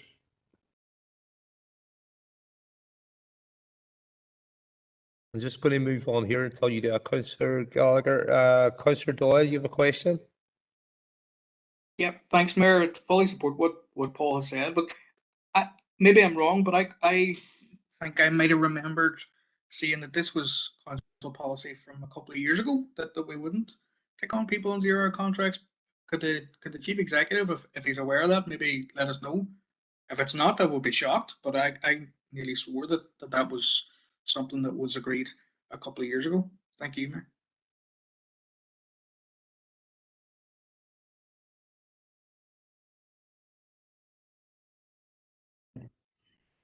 Chair, just through yourself, I'd rather not be drawn on this issue just due to the wording of what Councillor Gallagher is putting into the chat box. We certainly bring back a report on the matter. Certainly, I'm not aware of anyone on 0 hours contracts. I'm aware of us having a casual list, of course, for vacancies, but I'm certainly not aware of any 0 hours contracts. But look, I would rather we went away and brought a report back on this if this is passed by members this evening.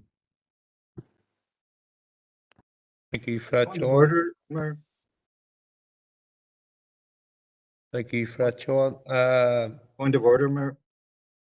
Go ahead, Alderman Hussey. Thank you. Already this afternoon we've had a ruling with regard to a proposal coming forward on something that isn't actually contained within the minutes. Now, I've looked through the anti-poverty research. I can't see this particular issue being one within that. I'm not saying that the issue is wrong and not to be addressed, but I'm thinking in terms of consistency. The legal advice previously was, it wasn't contained there in the minutes, so why is it allowed? And I'm also mindful of an issue that I tried to raise at the last council meeting, which was ruled out of order as well. So let's be consistent. I'd ask for the legal Okay, advice. well, Hussey, I'm going to bring in the city solicitor here. Chair, just if you look at point 3 and the recommend. Just, sorry, 2 months for the point of order, Councillor Gallagher, just 2 seconds. I'll bring in the city solicitor. Chair, and I've heard what Councillor Gallagher said there in relation to point 3 as well, but I do think Councillor Hussey is right, or Alderman Hussey, I beg your pardon, in relation to this, and is it a matter of consistency? We wouldn't take a motion on this point. However, I'm sure if Councillor Gallagher emails the head of human resources, that she'll be more than happy to bring forward a report in relation to that particular issue to a future meeting of governance and strategic planning in any event. Thank you for that, Bob. Just moving back to you, Councillor Gallagher, are you happy if you send an email on that? I will do, Mayor. Thank you. And we'll get a report back to DNS. That's perfect. Okay, members, I see Councillor Jackson, Councillor Hargan on this issue. I think we're going to have a report, obviously, on the motion put forward. Are you happy enough with that, members? If we move on. Mayor, I wouldn't mind given an opportunity to speak, given that I had brought a motion to council on this very issue a number of years ago, and I think it would be useful to get that report back because it would be disappointing if council because I suppose at that particular meeting when we brought forward the motion, we did talk. Councillor Jackson, I know you probably brought a motion 2 years ago, but I think if this report comes back in the committee, we'll talk it proper then when it comes in properly through the proper committee on it. Are you happy enough with that? Not really, but I respect your ruling on it. I appreciate it. Thank you, Councillor Jackson. Councillor Hargan, I see you put on once again. Yeah, thank you, Mayor. Very briefly, look, I support Councillor Gallagher's the thrust of what Councillor Gallagher has argued. I think it would be deeply disappointing if there were people on 0-hour contracts, given we had a commitment that this wouldn't be the case. So, and I think a report that's been agreed would be very useful. Can I ask that the report also cover casual positions, because that I've talked to workers who are on casual contracts, and many of them should be brought into full-time contracts, given that they do the same hours week in, week out. And they are quite frustrated about that, as they should be. So if we can include that in the report, that would be extremely helpful. Thank you, Mayor. Yeah, we'll obviously follow up with Councillor Gallagher's email, whatever you request on that, and then it'll be brought forward to the right committee. Okay, members, moving on. Alderman McCready, GSP 201/21.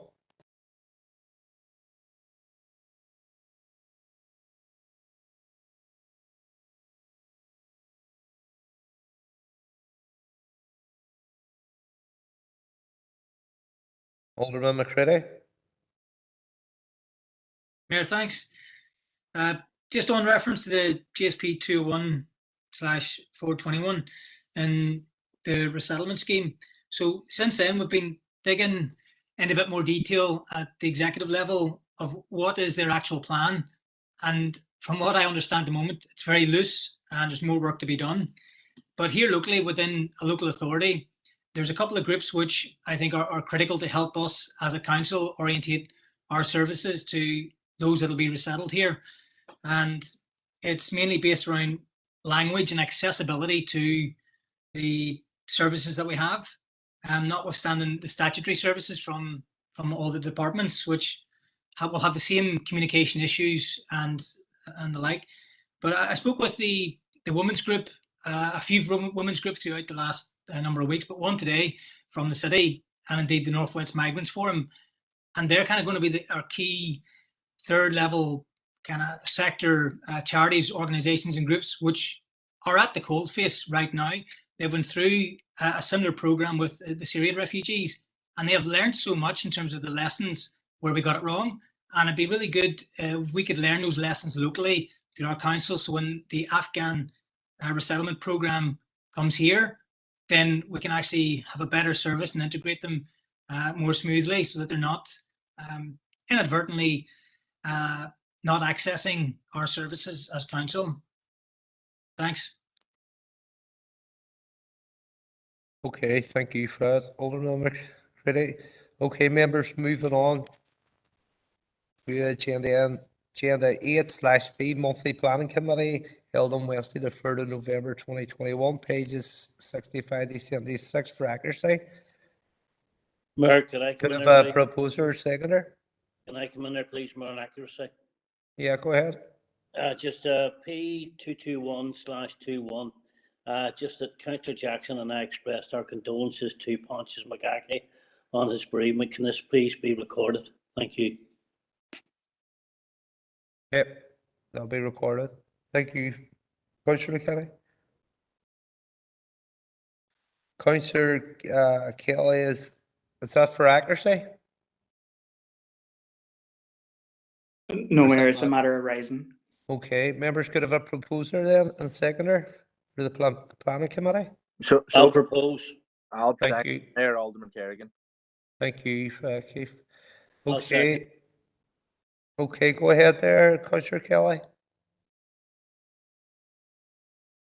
Thanks, Mayor. Obviously, that's the withdrawal of the rural planning advice note, and I welcome that. But there is another rural planning matter involving DFI which needs attention and want to raise. And it's namely the DFI roads are requesting applicants seeking planning permission in the former Strabane part of the district to submit topographical surveys in order to progress their applications. This has not been asked from applicants from the Derry part of the district, nor indeed from applicants in other district council areas. So this obviously places an onerous additional ask of certain applicants in terms of cost, and it clearly has a knock-on effect on council in terms of us achieving our targets. So I'm asking that officers would raise this issue with DFI and seek an explanation as to why this approach has been introduced for applicants from the Strabane part of the district, and to assess and evaluate the approach of DFI roads in terms of equality impacts, and council deferring to DFI on asking certain applicants to undertake additional submissions, given there is no legislative framework for them doing this, and in due course that a report would come back to committee. Thanks, Mayor. Yeah, happy enough. That's been noted, Councillor Kelly. And it's been seconded anyway by Councillor, don't think we need a seconder on it, but it's going to happen. I'll second it. Yeah, we don't need a seconder now. We're happy enough with that. Thank you, members. Okay, members, no further matters arising in the planning committee held on Wednesday the 3rd. So moving on to agenda 8/C, the monthly business culture committee held on Tuesday the 9th of November 2021, pages 77 to pages 94 for accuracy. So proposed, Alderman Devaney. Okay, could I have a seconder, members? Second, Councillor Heaney. Thank you, Councillor Heaney, proposed by Alderman Devaney.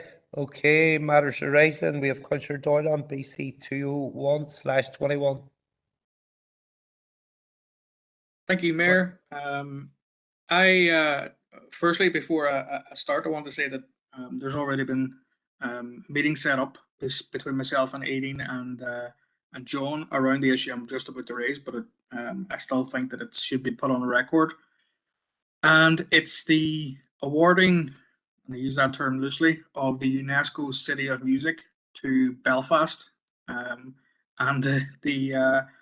been contacted by a number of very unhappy musicians, cultural ambassadors, the list goes on, over the last number of weeks since this appeared in the Belfast Telegraph, around how we as a council did not progress any bid, given our history with music and the arts, and given that it's something that we are very proud of in the city and district.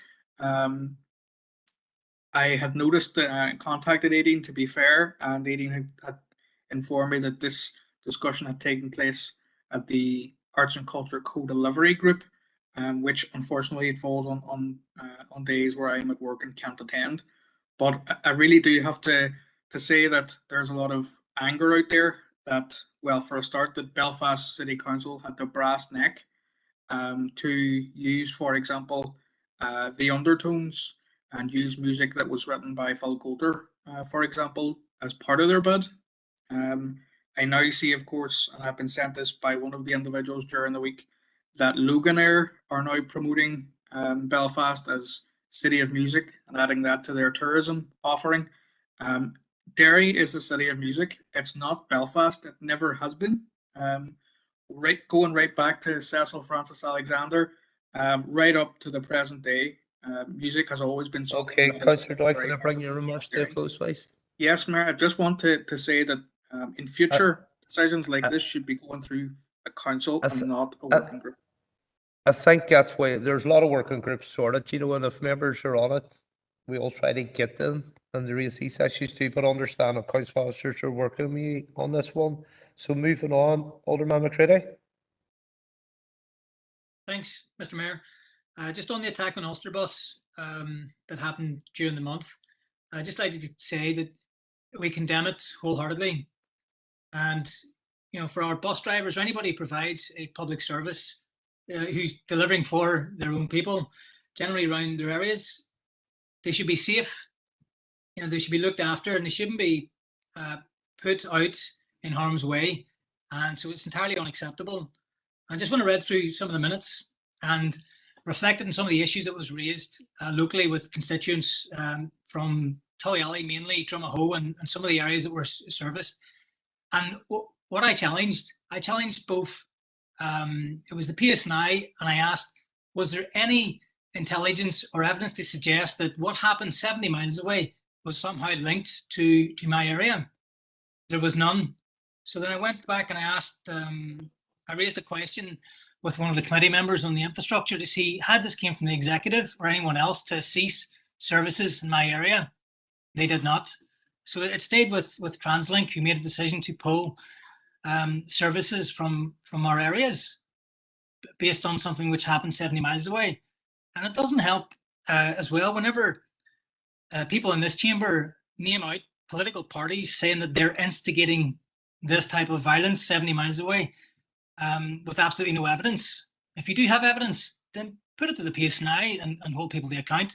But I just think it was very, very unfair, because we often have this Belfast Derry, Belfast Londonderry, and all that shenanigans. Well, if you link the violence in Belfast 70 miles away to people and our location here, you're doing their job for them. You're giving them coverage that these people shouldn't get, because the only people that take responsibility for this is those who go out and do acts of terrorism or violence, and those who stand behind them and push them towards it. Unacceptable. And I just felt really hard done by with the people. Alderman McCready, bring your remarks to a close. Yeah, that we were suffering here in Londonderry, where there was something happening in Belfast, nothing to do with us. But it was quickly resolved, and something I wouldn't like to see repeated again. Thanks, Thank Mr. you, Alderman McCready. Okay, Councillor Hargan on the same issue. Yeah, it is. It's on an additional issue, but it just in response to Alderman McCready. Look, yeah, what happened was very, very unfortunate, and it was people in Tully Alley and Curry Nearn that lost access to bus services, and the responsibility for that lies entirely with those that were attacking buses in Belfast and inflaming them and creating the worry that it could be repeated here. And it also lies with those who were whipping up tensions leading to sectarian violence as well. But the point I wanted to make is in regard to the bus drivers. I've been speaking to bus drivers, and they are in a contract negotiation with TransLink right now. And I wanted to highlight this because once again, there can be a lot of platitudes towards frontline workers, which our bus drivers certainly are.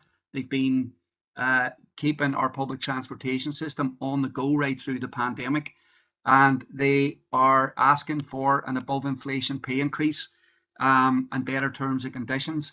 And unfortunately, right now, they're being told by TransLink that they're only worth a 3% wage increase.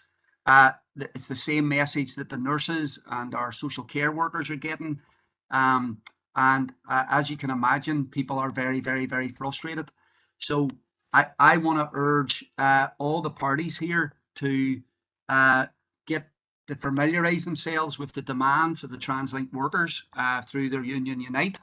That they are presently campaigning. Many people will not accept a below inflation pay increase because it's a real terms pay increase, given the cost of living crisis that we're all that's happening all around us right now.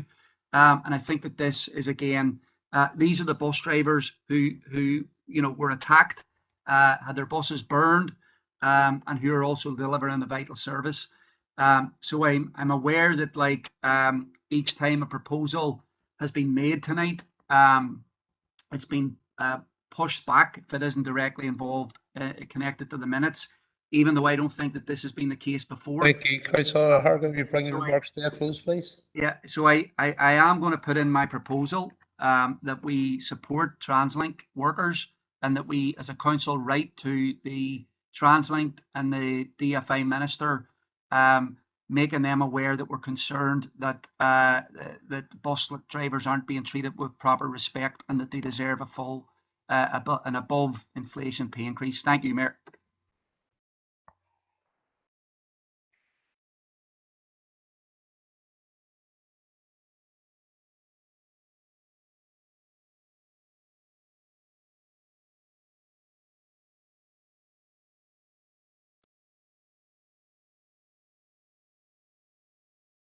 Okay, members, we're just bringing it up.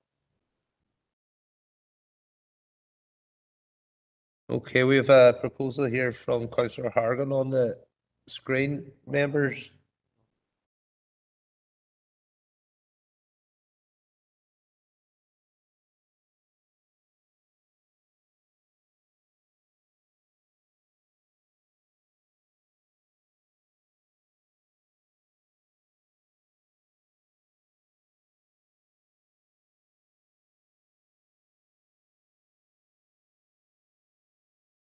Sorry, members, I'm just going to bring in the city solicitor here in this. Yeah, so members, that's the same issue as we've had on a number of occasions today. The item on the agenda is in relation to the attacks on Ulster buses. This is an issue in relation to pay negotiations. So I'm afraid same ruling as previously. Thank you for that, Philip. Okay, members. Councillor Gallagher, are you on this issue? Yes, Chair. Go ahead, Councillor Gallagher. Just, and again, that's on the remarks of Alderman McCready, because I can appreciate where he's coming from, and what I would wish was that he had taken the same stance when it came to a motion that I brought a few months back when we were talking about Strabane Police Station and Strabane Courthouse.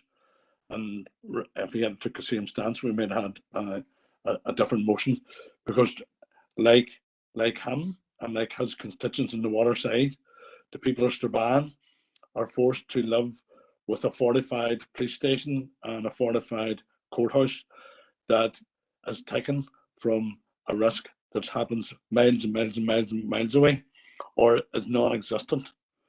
So I'd just like to remind him of that, because he was very much opposed to it when it came to the people of Strabane and what they have to suffer. Thank you. Thank you for that, Councillor Gallagher. Alderman Tavenius is still on the same issue. On the Ulster bus issue, just in comment. Can we just keep it on the Ulster bus issue, members, too, please? Yep. Well, Councillor Gallagher was allowed to make the comments and around the police station. And look, I've said it before. Once the threat is removed and everything's okay, we will look at the police station. But back to the Ulster bus issue, as you see by the minutes, Mayor, totally condemned it outrightly and condemned those who were active in burning buses. And the concern that I had after that was, Mr. Mayor, and you probably know this very well, that bus services were affected down here in Londonderry because of the event in Belfast, and I can't understand that. But it's good here today, and I welcome Councillor Harkin has changed his tone of language. He clearly in the minutes here, he stated that the DUP had been instigating this violence, and if there's any evidence of that, bring it forward. And as I have put on record before, we have always condemned violence, no matter where it comes from and whoever carries it out. And just to say that, thanks, Mayor. Thank you for that, Alderman Devaney. Councillor McKenna.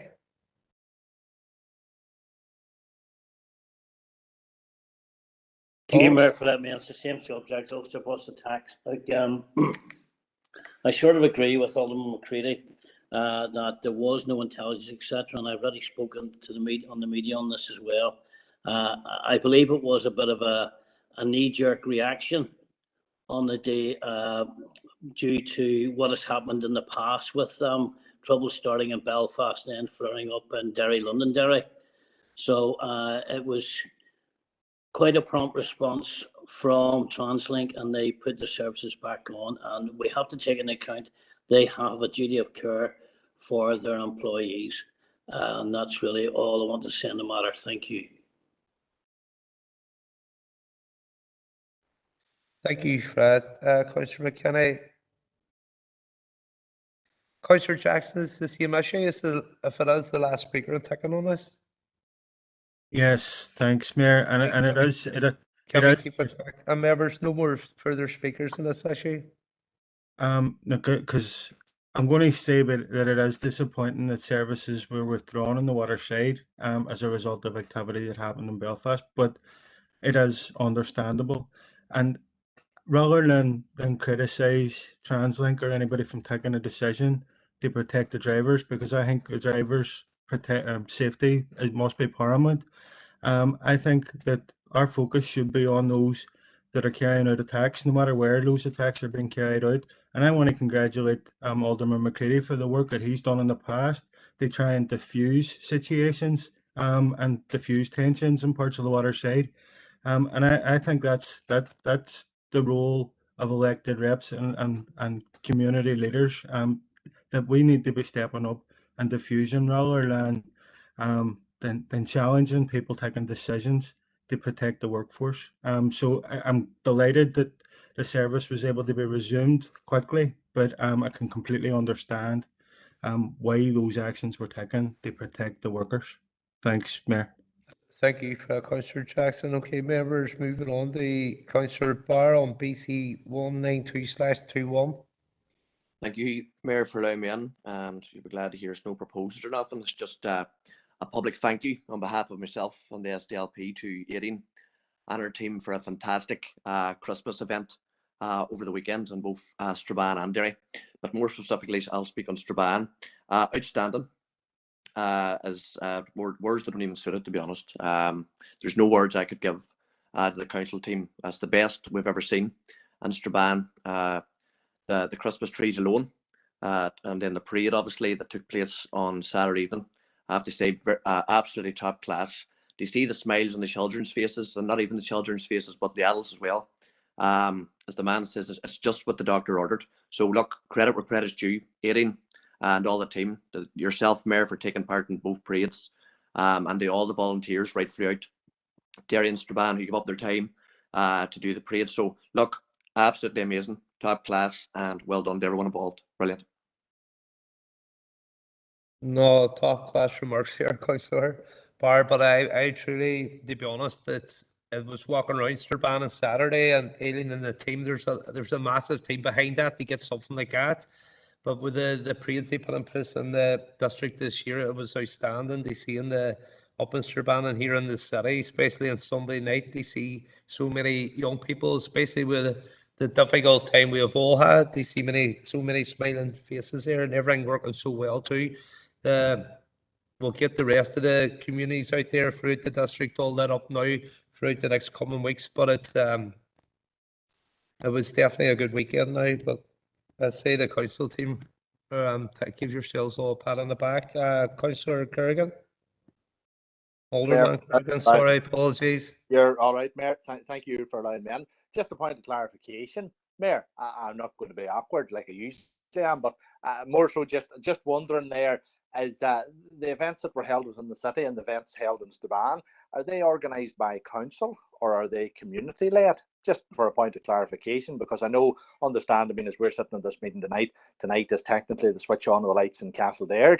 And as I say, we'll try to see if we can get to attending. But I know the events in Castleberg being the third settlement and the city and district, and the smaller settlements from that are community group led. And I'm just wondering, the events, the successful events which you've attended, Mayor, were they run directly by council or were they run by community associations within the city and Strabane? Thank you, Mayor.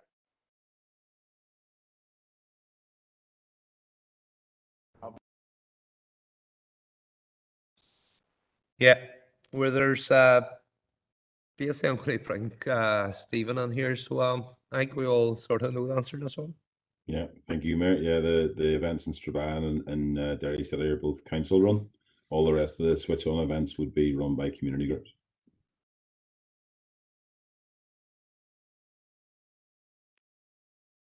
Thank you. Thank you, Mayor, for that. Thank you. Councillor McKenna. Mayor, can I just take, it's nothing about the Christmas switch on Sassy, just to thank you and your staff and all the councillors that have supported the Life After road safety on the Saturday. It's just to say thank you. Thank you, sir. Thank you, Councillor McKenna. Alderman Hussey. Thank you, Mayor, and you'll understand that I'm coming in support of Alderman Kerrigan. And I see no reason why, even though the catalyst for Christmas events in the likes of Castleberg, Newton Stewart, Sandals, wherever, would be the community groups in the in the organising and setting up of those. But I would see no reason why the parade itinerary and what is used in the main parades in the city and in Strabane could not be afforded to be brought out to other settlements and enhance what the community is already doing. And I would suggest that that is something that the department would take on board moving forward. We simply want to bolster and bring up all of our celebrations. Thank you, Mayor. Thank you, Alderman Hussey. I probably could speak on behalf of them. Obviously, this year's been a lot different than many other years, basically in the city and Strabane. But I think obviously the ideas came through in the city and Strabane this year with the parade was such a success. It's something now we could be looking at next year as council, as all members, and working with the council officers on this. But thank you for your comments. Members, the time is now 6:15. I'm just looking here of D, E, and F to go through the agenda 8. I'm so tempted to push through this one, but I'll tell you what I'm going to do. I'm going to take a 10-minute comfort break here. So thank you, and I'll see you back at 25 minutes past 6. Thank you, members.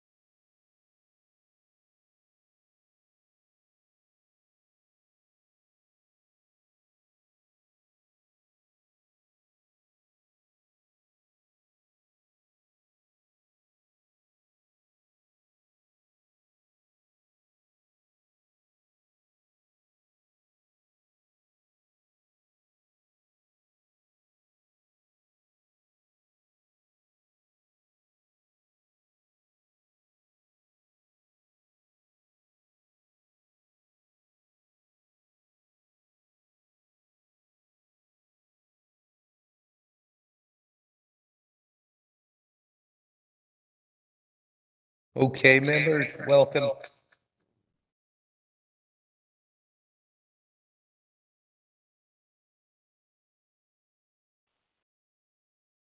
Okay, members, welcome back. We're going to move on now to agenda 8/D, the monthly Environment Regeneration Committee held on Wednesday, the 10th of November 2021, pages 95 and page 106.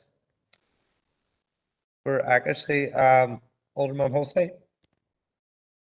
Thank you, Mayor. I'm just checking my background here. Right. Okay. On that particular item, which was with regard to Scarborough Cemetery, and I'm sure that Councillor McHugh will back me up on this. Councillor McHugh raised the issue. I had also referred to the Scarborough monastic site having been part of the pilgrim route from Ardstraw Abbey through to Lough Derg, and that this should also be included. And as I say, I'm sure that Councillor McHugh, who raised that issue, he did refer to my being consistent on that particular issue. So I'm sure that that is a proper item of accuracy. Thank you. Thank you for that, Alderman Hussey. That's been noted. Councillor Kelly, ER 321/21 for accuracy. Thank you, Mayor. As can be seen from the paragraph at the top of page 102, the committee resolved that part 2 of the recommendation would be held pending a design solution being found which was acceptable to both Council and DFI, with a report being brought to committee at that stage for a decision on whether to proceed. So I'd appreciate if the minute was amended to reflect that.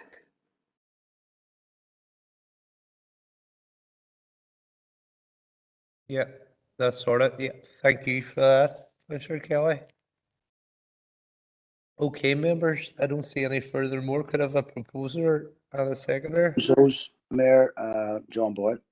Thank you, Councillor Boyd, and a seconder. Seconded, Mayor, Brian Tierney. Thank you, Councillor Tierney. Okay, members, matters arising on monthly environment regeneration. Alderman Hussey. Thank you, Mayor. Item 8. Sorry, could you say it again? I can't hear you.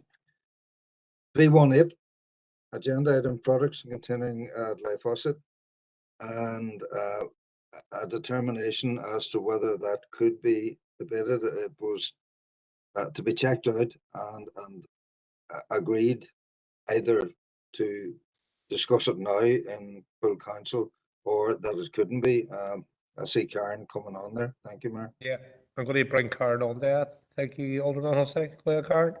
Yeah, thank you, Chair and members.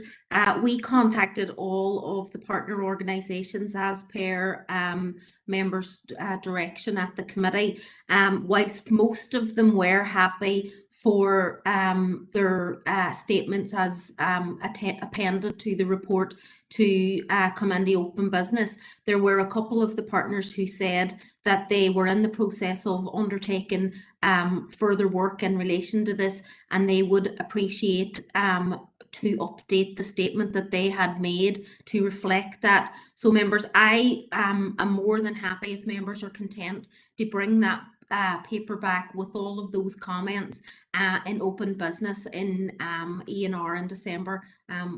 So members, if you're happy, we'll proceed on that basis. Thank you. Content with that, Mayor.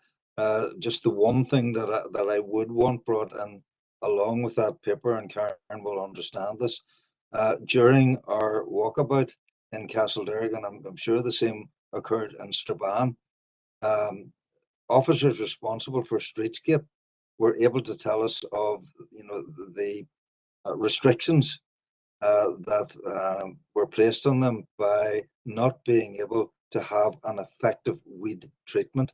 So perhaps that can also be included within the report that's coming back, because it's impacting, particularly in our settlements, and other members in the chamber have referred to that, to the weeds growing on the streets, whether it be in Sion, Mills, Newton Stewart, or indeed parts of the city. So, you know, that has to be dealt with, and I hope that that will be part of the report. Thank you, Mayor. Thank you for that, Alderman Hussey, and thank you for Karen. Councillor O'Neill on ER 317/21.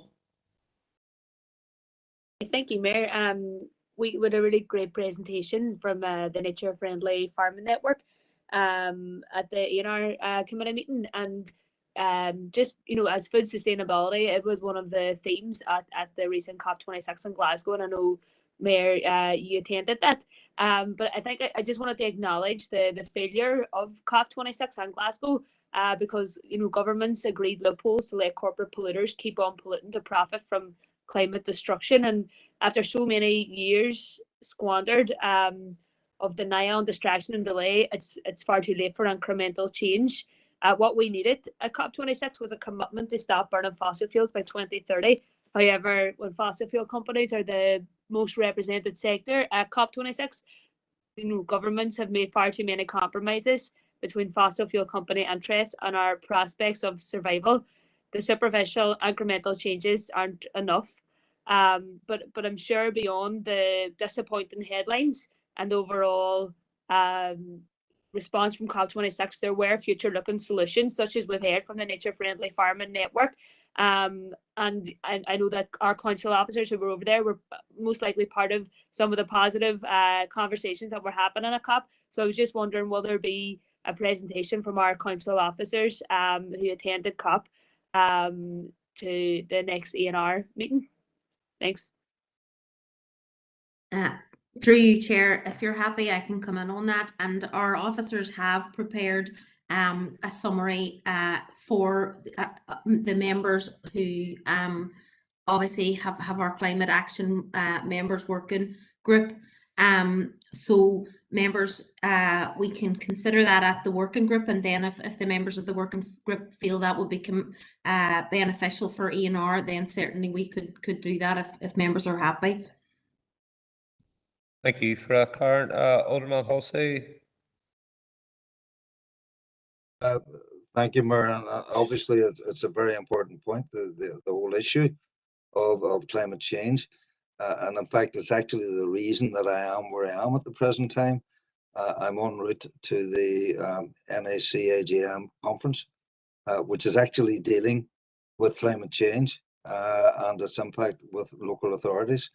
I'm doing that off my own bat, and I will be bringing back a report from that. You know, I can totally empathise with Councillor O'Neill on the issues, but you know, it's important. You talked about COP, whatever the number is there, I forget, COP 26 or whatever. But it's important that we look at this on the micro level when it comes down to its impact on us as local authorities. And I hope that we can do that going forward. Thank you, Mayor. And I hope you haven't got this event tonight, Alderman Hussey. You're going to end up missing it. So you are. Okay, Councillor Harrigan. Pardon? I hope that event's not tonight. You're going to miss it, Councillor Harrigan. I'm on it. Okay. Thank you, Mayor. And look, we had a previous discussion about the anti-vaxxers handing out leaflets at St. Colum's College.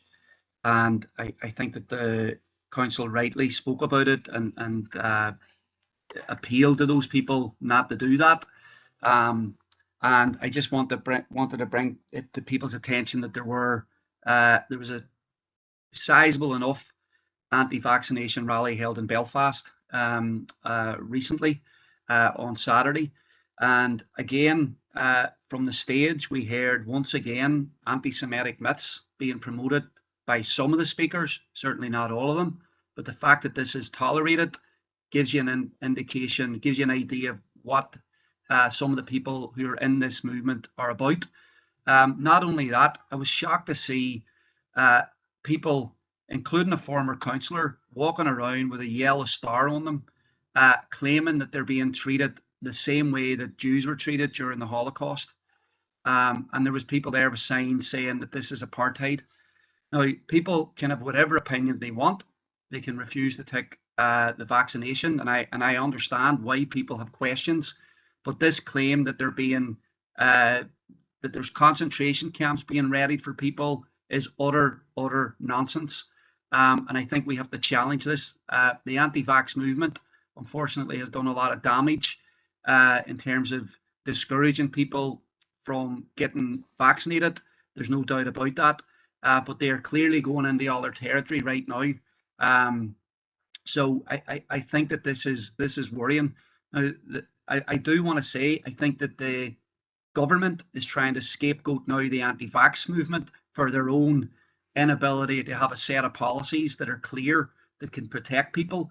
You know, the latest kind of shambles from the executive hasn't helped, where they're on the one day telling us that nightclubs and gigs are open, you don't need masks, and then telling people at the same time that you got to wear a mask into a supermarket. I mean, this confused messaging has done a lot of damage. And I think we have to be very clear. This is why there needs to be a public inquiry into how the executive has handled the pandemic right from the beginning. And it's clear that it's been a year and a half of shambolic policies that are confusing people. And actually, you know, that is the main problem when it comes to the fact that there's still a large section of people unvaccinated. And that there's also a lot of pressure on our health service. Thank you, Mayor. Thank you, Councillor Horgan. Councillor Dobbins. Thank you, Mayor. Mayor, it's just with regard to what Karen had said there before, Councillor Harkin. She said that a report would be brought to the working group, the climate working group. To be quite honest with you, I would prefer that report to actually come to full ENR. You know, there's a few of us who aren't on the climate working group but are still interested in what was happening at COP. So Yeah, if that could happen.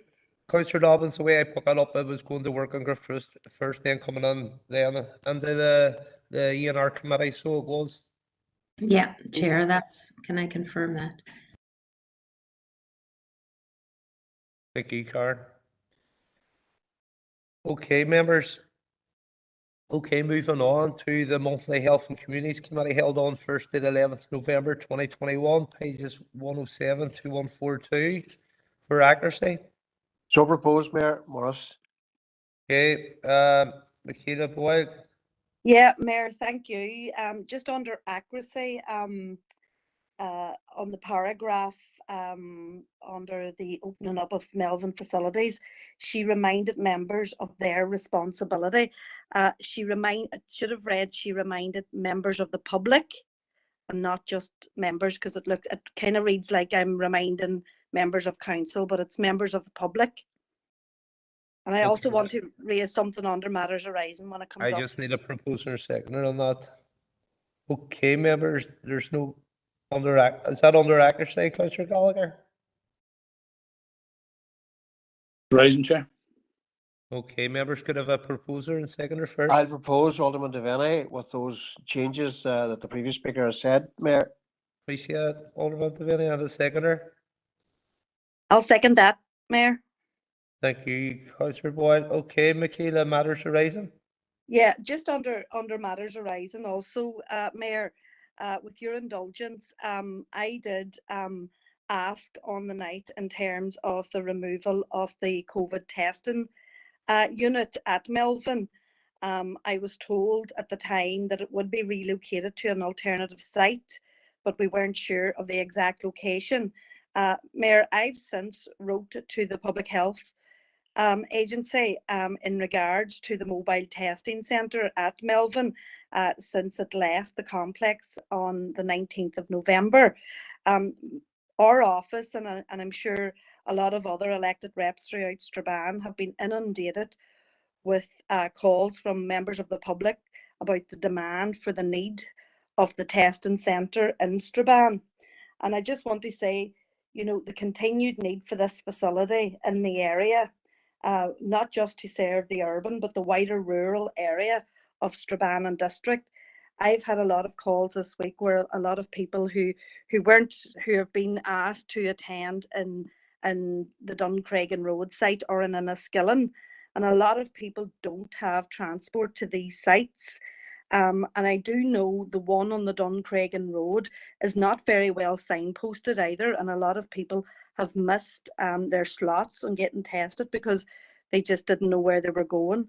So, Mayor, if you allow me, I would be asking that the council, if it's possible, would write to the PHA to have the site, to have the mobile testing unit reinstated in Strabane, because I know there's been a large outcry this week for the demand of it. There is still a high demand for it in the area, given the numbers of COVID in Strabane. And as I said, Mayor, it did serve the wider rural area of the Strabane district.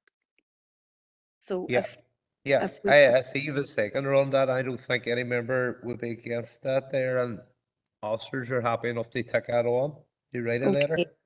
okay, thank you, Mayor. Appreciate that. Thank you, Nikita.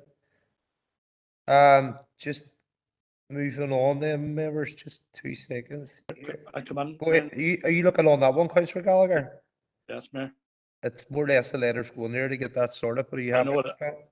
Well, I know it is, Mayor, but I'd just like to say a few words on it. Just, Mayor, and as you stated earlier in this meeting, Mayor, we as councillors are now setting about our meetings in a different way, and we're now going full webinar and our committee meetings. And Mayor, we as councillors are not travelling today for committee meetings, but it seems that the PHA want to ask our citizens in this district to travel 15-20 miles to get a COVID test.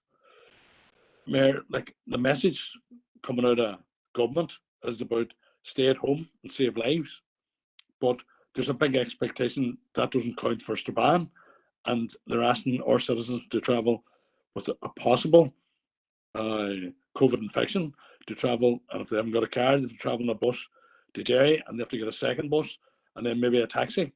And Mayor, it's not on that we've lost a testing centre, and we were promised one in the canal, and it should be reinstated ASAP. Okay, thank you, Fred. Councillor Gallagher, so the letter's going to be written, obviously the next HNC committee, that there should be a response back there, and I'm sure members will come up to a decision there, what way they take that. Okay, Councillor Doyle. Thank you, Mayor, and with your indulgence, I want to talk about something that has come up since the meeting, but does refer back to the COVID response by the Western Trust, and that is the planned introduction of vaccine passports, which I am gravely worried about, and which has proven very controversial over the last numbers of days and weeks. And I would say that, Mayor, that because it has been raised after this has come to the fore after the opportunity to put in motions before the next December meeting, I do think that it's important that we discuss it. People out there are genuinely worried about the aspect and the implication of these passports. Councillor Doyle, can I stop you a minute? Yes. Just on, see on the minutes, whereabouts is this here about the passports? And you stated yourself, it's came up now, we're on the, obviously matters arising from the minutes of VNR. Whereabouts are you looking at here, because I'm trying to find it. Sorry, Mayor, we're on H&C. Yeah, we're on Health and Communities, yep. Yep, 250, the winter pressures from the Western Health Social Care Trust.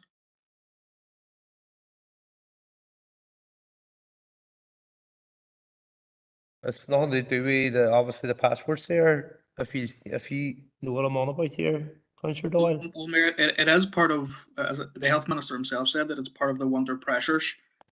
One of the tools that the Department for Health want to use in relation to I could name you a million winter pressures here at the minute, Councillor Doyle, but I'm trying to keep the schedule here, and you know it more than any other member here.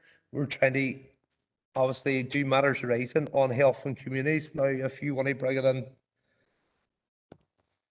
Mayor, Please. what I would say is that this came in after the deadline for motions and will be but we're made on matters mandatory before arising the here. We're on December matters meeting. arising, the health and communities now. But 2 I do seconds. feel it's relevant, Mayor, with respect, because it's in relation to the report, which was all around COVID response.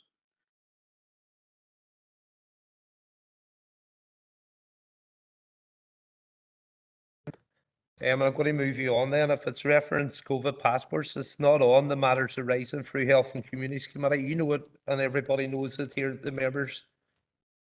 So, have you got a matter arising on HNC? I'm going to move on.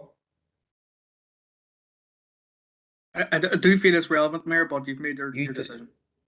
Thank you. Emma, obviously the committees are coming up. HNC, you can bring it up on that there. We're sticking the agenda of the council meeting here. Okay, Councillor O'Neill. Thanks, Mary. It's just on the air quality part of the minutes there. It's just I think there was going to be a presentation on the current kind of steps and measures taken at council level to address the air quality levels around the council district. So I was just wondering, is that when is that planned for? Because I know we'd raised it a few months ago. So any update on that air quality presentation? Could we bring Karen McFarland on there, please? Mayor, members, I don't have a definitive date at this point in time. I know it is being planned. So we'll issue an update to you tomorrow on that, if that's okay, Mayor. Thank you for that, Karen. Thank you for that, Councillor O'Neill.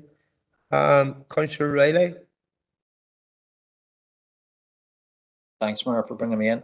Yeah, it's just in relation to the report from the Western Trust on HC 250/21 in relation to the pressures, the winter pressures that are facing people, and this, Mayor, is linked directly to what was presented, specifically in relation to the pressures on domiciliary care. Since that meeting, it's good to hear that the Minister has announced £23 million to alleviate some pressure within the domiciliary care system. But we know that that is only a start, but it would be remiss of us as a council, I think, specifically because today is Carers' Rights Day, that we didn't pay tribute to those people who provide unpaid care, and for those people, while today marks the opportunity to mark their contribution, we know that those people provide that care every day, and I do think that the pressures that are there within the domiciliary care system have been to the fore in the news in recent days, and as I said, the Minister's much needed injection of £23 million is a good step, but we look forward to the opportunities in the reform about a social care consultation that the Minister has indicated that he'll be bringing, and I think that this council should be preparing itself to respond into that consultation when it's launched. Thanks, Mayor.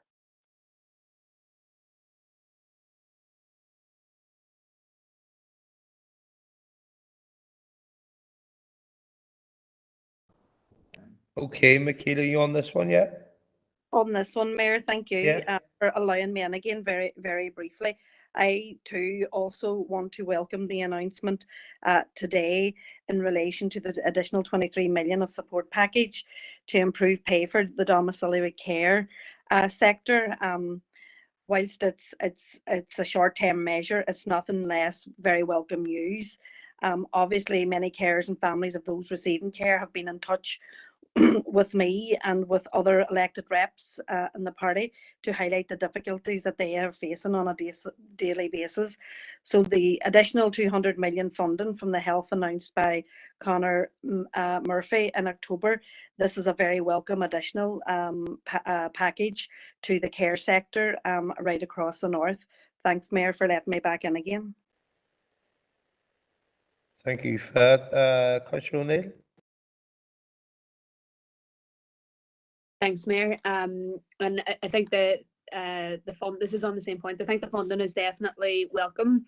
But I just want to highlight just a point, from that meeting, that when asked around this extra funding for domiciliary care, I had asked Bob Brown, would any of this be going into increasing the number of staff who work in domiciliary care employed by the trust? And he had said the plans were for this to go to the independent sector. And I just, I feel that we should be bringing domiciliary care back into public control.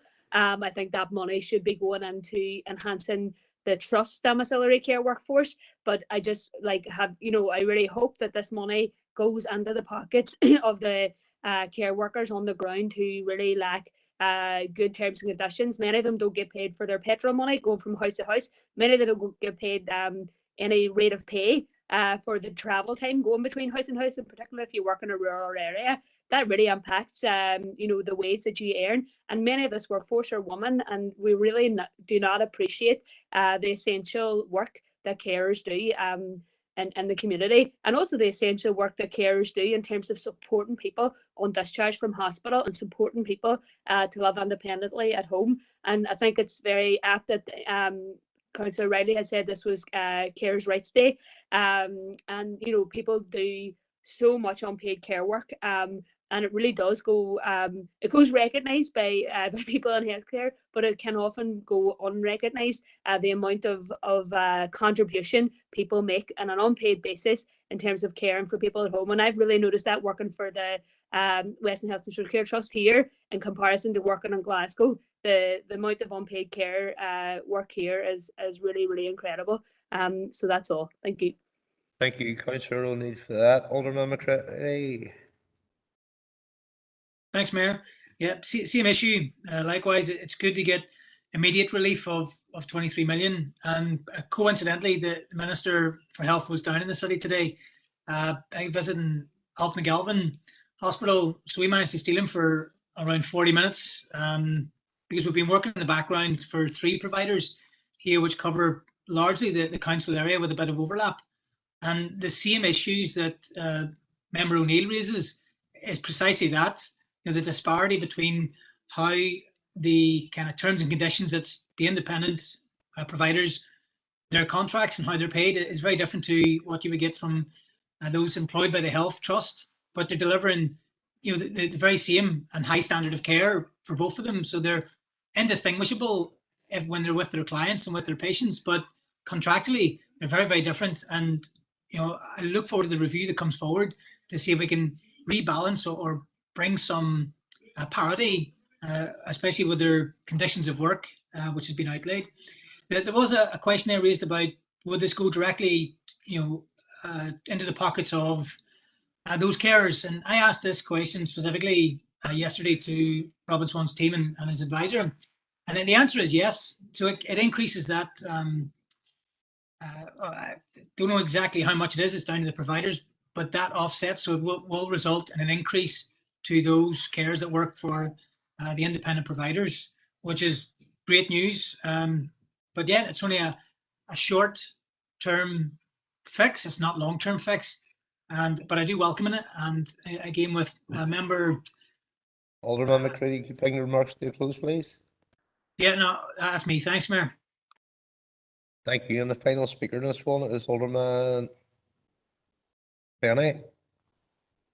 Thank you, Mayor, for allowing me in. And like all the rest, I would like to welcome the £23 million towards domiciliary care. It is very welcomed in the climate that we're in at the moment, and the concern and around care and domiciliary care. I think we've heard it all across the media this last couple of mornings, especially on the Nolan show, and we've heard some of the concerns of the carers out there, how difficult a time they're getting. And look, I understand, yes, the 23 million will be a short-term fix, but I think the Minister needs to go away and look at a long-term issue in dealing with issue and many other health issues, which will probably come up later on. And we all understand the vital role that carers carry out in the community, and they are very, very dedicated. And I heard one carer this morning on the Nolan show said he wouldn't have any other job. He didn't want to go to work. There's some leaving the position because of the difficulties and going to work in other places. Now, he did say he didn't want, and I don't want to name the supermarket, he didn't want to go and work in them.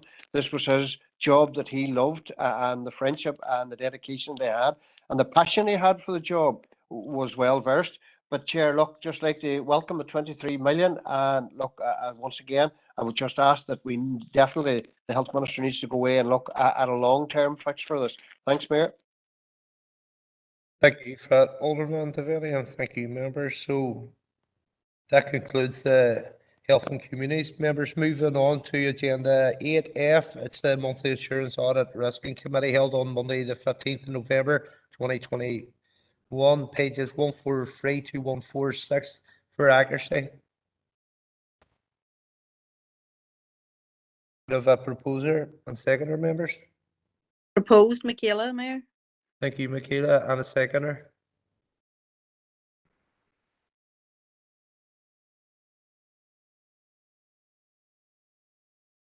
Second. Who was that, sorry, members? Councillor McHugh. Thank you, Councillor McHugh. Okay, members, matters arising.